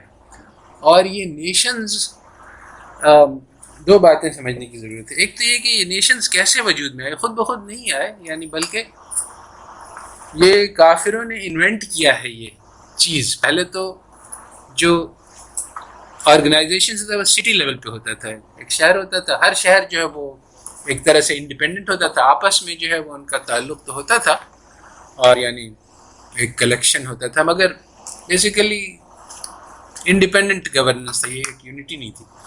تو میکیویلی کے زمانے سے یہ بات شروع ہوئی کہ وہ جو سٹیز تھیں وہ انہوں نے دیکھا کہ اگر ہم لوگ یونائٹ کر جائیں تو ہمارے پاس پاور زیادہ ہو جاتا ہے، تو پھر ہم دوسروں پر قبضہ حاصل کر سکتے ہیں۔ اور میکیویلی نے یہ بات کہی کہ دیکھو، رول کے 2 طریقے ہوتے ہیں۔ ایک طریقہ ہوتا ہے محبت کے ذریعے سے کہ لوگ تم کو چاہیں گے اس لیے تمہاری اطاعت کریں گے، دوسرا ہے خوف کے ذریعے سے کہ تمہارا ڈنڈا اتنا مضبوط ہوگا کہ لوگ ہمارا حکم آئے گا تو ڈر کے مارے تمہاری اطاعت کریں گے۔ تو اس نے کہا کہ یہ ڈر والا طریقہ جو ہے نا یہ زیادہ افیکٹو اور ایفیشینٹ ہے، اور یہ محبت والا طریقہ چلتا نہیں ہے صحیح۔ تو اس وقت سے پھر یورپ میں پولیٹیکل تھیوری اسی بنیاد پہ چلی کہ ہم زور کے ذریعے سے اپنی بات منوائیں گے۔ تو یہ نیشن کی کانسیپٹ انویٹ ہوئی، اور یہ پتہ چلا کہ یعنی لوگوں کو زبردستی جوڑ دیا گیا ہے، ایک ایسی یونٹی کریٹ ہوئی جو نہیں تھی، یعنی پہلے موجود نہیں تھی لوگوں کو، یعنی جیسے برٹن ہے، انگلینڈ ہے، تو انگلینڈ کا کوئی تصور نہیں تھا، وہ الگ الگ شہر تھے، ہر کی اپنی معاشرت تھی، اپنے طریقہ تھا، اپنی زبان تھی، یعنی لہجہ الگ ہوتا تھا ہر جگہ کا، اور آپس میں ان کا یعنی ایک جیسے تاجروں کا تعلق ہے کہ ہم وہاں ٹریڈ کرنے جا سکتے ہیں۔ پھر وہ یونٹی بنی تو وہ اس میں یعنی اکنامک اسٹرینتھ بہت زیادہ پیدا ہوئی، اور اس کے ذریعے سے وہ اپنا زور چلا سکے، اور ساری دنیا پہ یہ جو فارم ہے نیشن اسٹیٹ کا یہ بہت پاورفل ثابت ہوا، اور اس نے یعنی ساری دنیا میں لوٹ مار کرنے میں بہت فائدہ دیا ان لوگوں کو۔ تو چنانچہ انہوں نے یہ پریچ کرنا ہے کہ اپنی آئیڈیالوجی کے اسی بیسس پہ انسان کو آرگنائز کرنا چاہیے کہ نیشنلٹی ہو، اور اس کے انہوں نے باضابطہ یعنی طریقے بنائے۔ مثلا پوئٹری ہے کہ lives there a man with a soul so dead، اس نے یعنی لوگوں کو ترغیب دی گئی کہ اپنے آپ کو انگلش کے طور پہ سوچو، اور پھر اپنی قوم پہ اپنے ملک پہ مرنے کے لیے بھی تیار ہو جاؤ، کیونکہ یہ ضروری تھا جنگیں لڑنے کے لیے کہ لوگوں کو یعنی یہ ایک بت بنایا گیا اور اس کی پرستش سکھلائی گئی۔ اور مسلمان نے کبھی اس بات کو یعنی بہت زمانے تک اس بات کو تسلیم نہیں کیا. جب یہ اتا ترک آیا تو اس نے یہ کہنا شروع کیا کہ ترک ایک قوم ہے اور تم لوگوں کو اپنے آپ کو ایک قوم کی طرح سے سوچنا چاہیے. تو مسلمانوں نے اس سے بہت انکار کیا اور اس کے اوپر یعنی خاصا یعنی پروپیگنڈا خرچ ہوا. یہ لفظ ترک جو ہے یہ جاہل اور گنوار کے لیے استعمال کیا جاتا تھا. تو اس کو نیشنل آئیڈینٹی بنانا آسان نہیں تھا، مگر بنائے انہوں نے، سلوگنز بنائے اور بہت سارے طریقے اختیار کیے کہ ترکوں کو احساس دلایا جا کہ تم ترک ہو، ورنہ وہ کہتے تھے کہ ہم تو مسلمان ہیں، یہ ترک کیا ہوتا ہے. اسی طرح سے لارنس آف عربیہ کو بھیجا گیا سعودیہ میں کہ وہ عربوں کو یہ بات سمجھائے کہ تم عرب ہو، وہ ترک ہیں، یہ تمہارے اوپر ناجائز حکومت کر رہے ہیں. اور بہت سارے لوگوں نے اس کے خلاف کیا. یہ جو اقبال کا مشہور شعر ہے کہ کیا خوب امیر فیصل کو سنوسی نے پیغام دیا، تو نام و نسب کا حجازی ہے پر دل کا حجازی بن نہ سکا. تو امیر فیصل نے کیا پیغام دیا تھا اس کو؟ اس نے یہ پیغام دیا تھا کہ یہ ترک ہمارے اوپر حکومت کر رہے ہیں، تم بھی ہمارے ساتھ مل کے ان کے ساتھ بغاوت کرو تاکہ ہم آزاد ہو جائیں اور ہم اپنی. تو اس نے کہا کہ بھئی یہ کیا بات ہوئی، ترک ہیں اور عرب ہیں، ہم سب مسلمان ہیں. تو یہ یعنی میسج کہ تم عرب ہو، اصل میں وہ برٹش کی لکھی ہوئی یعنی پالیسی تھی. ان کو بہت اس بات کی پریشانی تھی اور گھبراہٹ تھی کہ اگر ہم نے کبھی ترکی کے خلاف ایکشن لیا جیسا کہ وہ چاہ رہے تھے، تو وہاں جو خلیفہ بیٹھا ہوا ہے وہ اگر یہ اعلان کر دے گا کہ اب انگریز کے خلاف جہاد فرض ہے تو ہماری تو ساری کالونیز جاتی رہیں گی، کیونکہ مسلمان جو ہے وہ اس فتوے پہ کہے گا کہ ٹھیک ہے کرنا ہے. یعنی واقعی یعنی برٹش جب راج آیا تو اس پہ علماء نے فتویٰ دیا کہ یہ ٹھیک ہے، اس کو قبول کیا جا سکتا ہے. تب مسلمان جو ہے انہوں نے، اور بغاوت کرنے کی ضرورت نہیں ہے. اس کے بھی کئی وجوہات ہوئے. بہرحال تو ان کو کافی خوف تھا اس کا، تو انہوں نے کہا کہ اس کے خلاف انہوں نے یہ پالیسی بنائی کہ ہم یہ کریں گے کہ ایک نیا خلیفہ بنائیں گے جو ہمارا پٹھو ہوگا اور وہ عربستان میں ہوگا. تو انہوں نے کہا کہ عربوں کو ہم بغاوت کروائیں گے، ان کو سپورٹ کریں گے اور ان میں سے ایک خلیفہ کھڑا کر دیں گے جو ہمارا ہوگا، اور وہ چونکہ کعبہ اس کے پاس ہوگا اس لیے اس کو مسلمان اس کی اتھارٹی تسلیم کریں گے. تو پورا یہ لارنس آف عربیہ کا یہی مشن تھا کہ وہ جا کے عربوں کو بغاوت پہ اکسائے، اور وہ اس میں کامیاب ہو گیا. اس نے کچھ عربوں کو اپنے ساتھ ملا لیا اور پھر یہ عرب نیشنلزم کی مہم چلی. تو یہ جو دو چیزیں، ایک تو یہ نیشن کی کانسیپٹ اس نے اتنا نقصان پہنچائے انسانیت کو کہ سوچا بھی نہیں جا سکتا ہے. یعنی دو نیشنز کو بس اس بات پہ لڑا دیا کہ بس تم فرینچ ہو اور تم برٹش ہو اور جرمن ہو، اور یورپ میں تو 300 سال تک آپس میں وہ جنگ کرتے رہے اسی نیشن کی کانسیپٹ پہ. اسلام نے غیروں کے دلا کے ملائے، اور ہسٹورین نے لکھا ہے کہ یہ اسلام کا بڑا کرشمہ ہے کہ اس نے آپس میں ٹالرنس پیدا کر دیا اور مختلف قبیلے اور مختلف زبان اور مختلف معاشرت سب کو شیر و شکر کر دیا. اور یہ کئی رائٹرز نے انڈیپینڈنٹ لکھا ہے، اور اس نے یہ کہا کہ آج بھی ہمیں اس کی ضرورت ہے. آج بھی ہم نے یہ بات نہیں سیکھی کہ کیسے ایک دوسرے سے انسان کے طور پہ برتاؤ کیا جائے. اس میں ایک اور بات ہے جس کی تفصیل میں جانے کا اس وقت موقع نہیں ہے، وہ یہ ہے کہ چونکہ یورپینز نے نیشن سے یعنی وہ اپنے دین سے انکار کر لیا، تو جب نیشن آیا تو انہوں نے کہا کہ ہمارے موریلٹی کیسے بنتی ہے. انہوں نے اس کا یہ جواب دیا کہ بھائی ہمارا نیشن جو ہے اس میں ہم آپس میں جس چیز پہ بھی اگری کرائیں اس کو کہتے ہیں سوشل کانٹریکٹ، وہ ہماری مورلز ہوگی. اگر ہم سب کہتے ہیں کہ سچ بولنا چاہیے یہ ہوگا، اگر ہم سب کہتے ہیں جھوٹ بولنا چاہیے تو یہ ہوگا. اور چنانچہ یہ نظر آ رہا ہے ہمارے، یعنی جب میں گیا تھا 1970s میں امریکہ تو پڑھنے، اس زمانے میں یہ ہومو سیکشوالٹی جو ہے یہ ایک جرم تھا قانونی، اور ایک بیماری تھی. ایک کتاب ہوتی ہے لسٹ آف ڈیزیز سائیکولوجیکل، اس میں اس کا نام آتا تھا کہ یہ ایک ذہنی بیماری ہے، اس کو کیسے اس کی علاج کیا جاتا ہے. آج 1990s میں اس کے خلاف بولنا جرم ہے اور یہ نارمل بات سمجھی جاتی ہے اور شادیاں ہو رہی ہیں. تو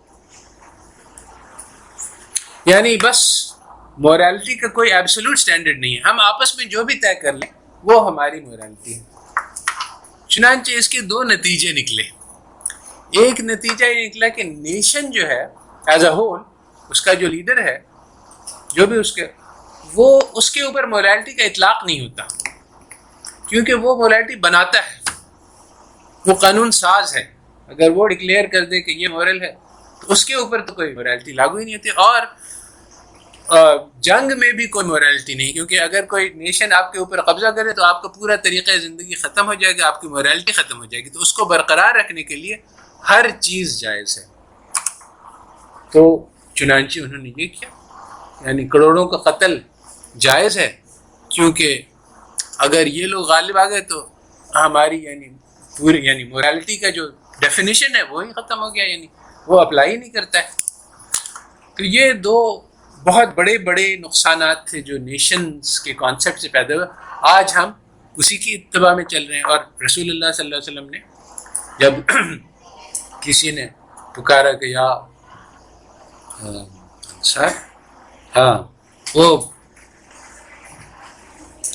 وہاں دو قبیلے تھے جن کی لڑائی چلتی رہتی تھی، تو اسلام کے بعد بھی کچھ لوگوں نے بھڑکانے کی کوشش کی، تو رسول اللہ صلی اللہ علیہ وسلم نے اس کو بہت سخت برا منایا اور بہت اس کے خلاف ایکشن لیا کہ یہ الیجنس جو ہے یہ اسلام نے مٹا دیا ہے، اس میں اس بیسس پہ یونائٹ نہیں ہوا. تو ایک تو بات یہ تھی، اور دوسری بات یہ تھی نیشنز کے بارے میں کہ خاص طور پہ جس کو کہتے ہیں ڈیوائڈ اینڈ کانکر. ہم سب نے پڑھا تو ہے کہ یہ لفظ کہ مسلمانوں کے اوپر کافروں نے کیسے غلبہ پایا.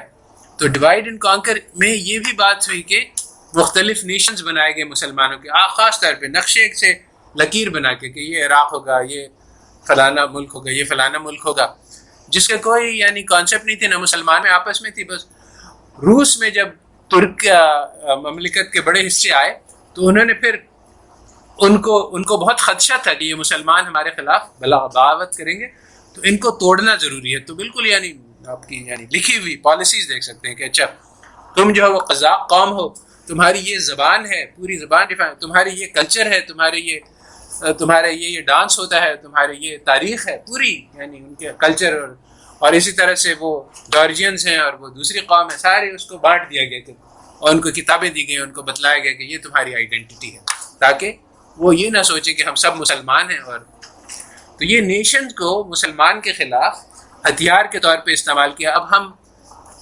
چمپو بنے ہوئے اسی کو پہ چل رہے ہیں. جو رسول اللہ صلی اللہ علیہ وسلم نے ہمیں وحدت عطا کی ہے وہ امت کی ہے. تو جس طرح سے ان لوگوں نے نیشن کو ایجاد کیا، آج ہم لوگوں کو پھر سے امت کو ایجاد کرنے کی ضرورت ہے، کیونکہ وہ تو ٹوٹ چکی ہے. اب ہمیں جس طرح سے انہوں نے ایک یعنی محنت کی، ایک چیز کو قائم کیا جو اس کا کوئی وجود نہیں تھا، آج امت کا کوئی وجود نہیں ایز اے پولیٹیکل. ایسی مسلمانوں کے دلوں میں تو زندہ ہے مگر اس کا کوئی ریالٹی میں. تو آج ہم لوگوں کو وہی ہمت دکھلانی ہے کہ ہم ان کے پیٹرنز، ان کے نقشوں کو توڑ دیں، اپنے نقشے خود بنائیں، جیسا کہ مسلمانوں نے پہلے زمانے میں کیا. لیکن جب حضرت عمر رضی اللہ تعالیٰ عنہ کے دور میں فتوحات وغیرہ ہوئی تو بہت زیادہ علاقے تھے جو مسلم مملکت میں شامل ہوئے تھے. سر وہ تو اپنے نام سے مطلب شام کا قائل تھے، تو وہ شام کے نام سے ہی شامل ہوا تھا. جو قوموں کا کانسیپٹ حضرت صلی اللہ علیہ وسلم جب آئے تھے مطلب تب بھی تھا، قبیلے ہوا کرتے تھے، پھر ان کو ملا کر جو ہے وہ ایک مسلم فارم بنائی گئی. اور مطلب سے یہ کانسیپٹ تو بہت پہلے. دیکھو اللہ تعالیٰ نے قرآن میں لکھا ہے کہ ہم نے تمہیں قبائل میں بانٹا تاکہ آپس میں تم تعارف کے لیے، اس لیے نہیں کہ ایک دوسرے پر برتری جتاؤ اور ایک دوسرے سے اس بنیاد پہ لڑو. تو قوموں کی ایک آئیڈینٹی ہوتی ہے، اس میں تو کوئی شک نہیں، مگر جو ہماری یونٹی ہے وہ امت کے لیول پہ ہے. اگر ایک بھی جگہ کسی مسلمان کو دکھ ہوتا ہے تو سارے مسلمانوں کو اس کا احساس ہونا چاہیے. یہ وہ وحدانیت ہے جو کہ مطلوب ہے. اور باقی یہ کہ فرق ہو سکتا ہے اور شناخت کے لیے کہ ہاں فلانا شخص اردو بولتا ہے اور فلانا شخص جو ہے وہ اس قوم سے ہے، اس میں کوئی مذاق نہیں. ایز لانگ ایز یہ ہمارے آپس میں تفرقے کی بنیاد نہیں بنے کہ بھئی ایران اور عراق کی لڑائی ہو رہی ہے. تو یعنی کہ قوم مطلب ایک وہ جس طریقے سے نام سے پہچانا جاتا ہے وہ غلط نہیں ہے, بس یونٹی نہیں ہے وہ. بالکل. ٹھیک ہے, تو یہ آج کے لیے سبحان ربک رب العزت عما یصفون وسلام علی المرسلین والحمد للہ رب العالمین. اچھا, نیکسٹ ٹائم کے لیے یہ لیکچر تو ٹیپ نہیں ہے, نیکسٹ ٹائم کے لیے وہ لیکچر جو لیکچر 2 ہے جو western origins of social science, وہ سب کو دیکھنا ہے. اور actually that will take the place of the second lecture, کیونکہ میں موجود نہیں ہوگا. یا تو اس کو اجتماعی طور پہ ہم لوگ یہاں نہیں کر سکتے ہیں کہ دکھلا دیں کلاس ٹائم میں, تو وہ ارینج کر لینا اس کا.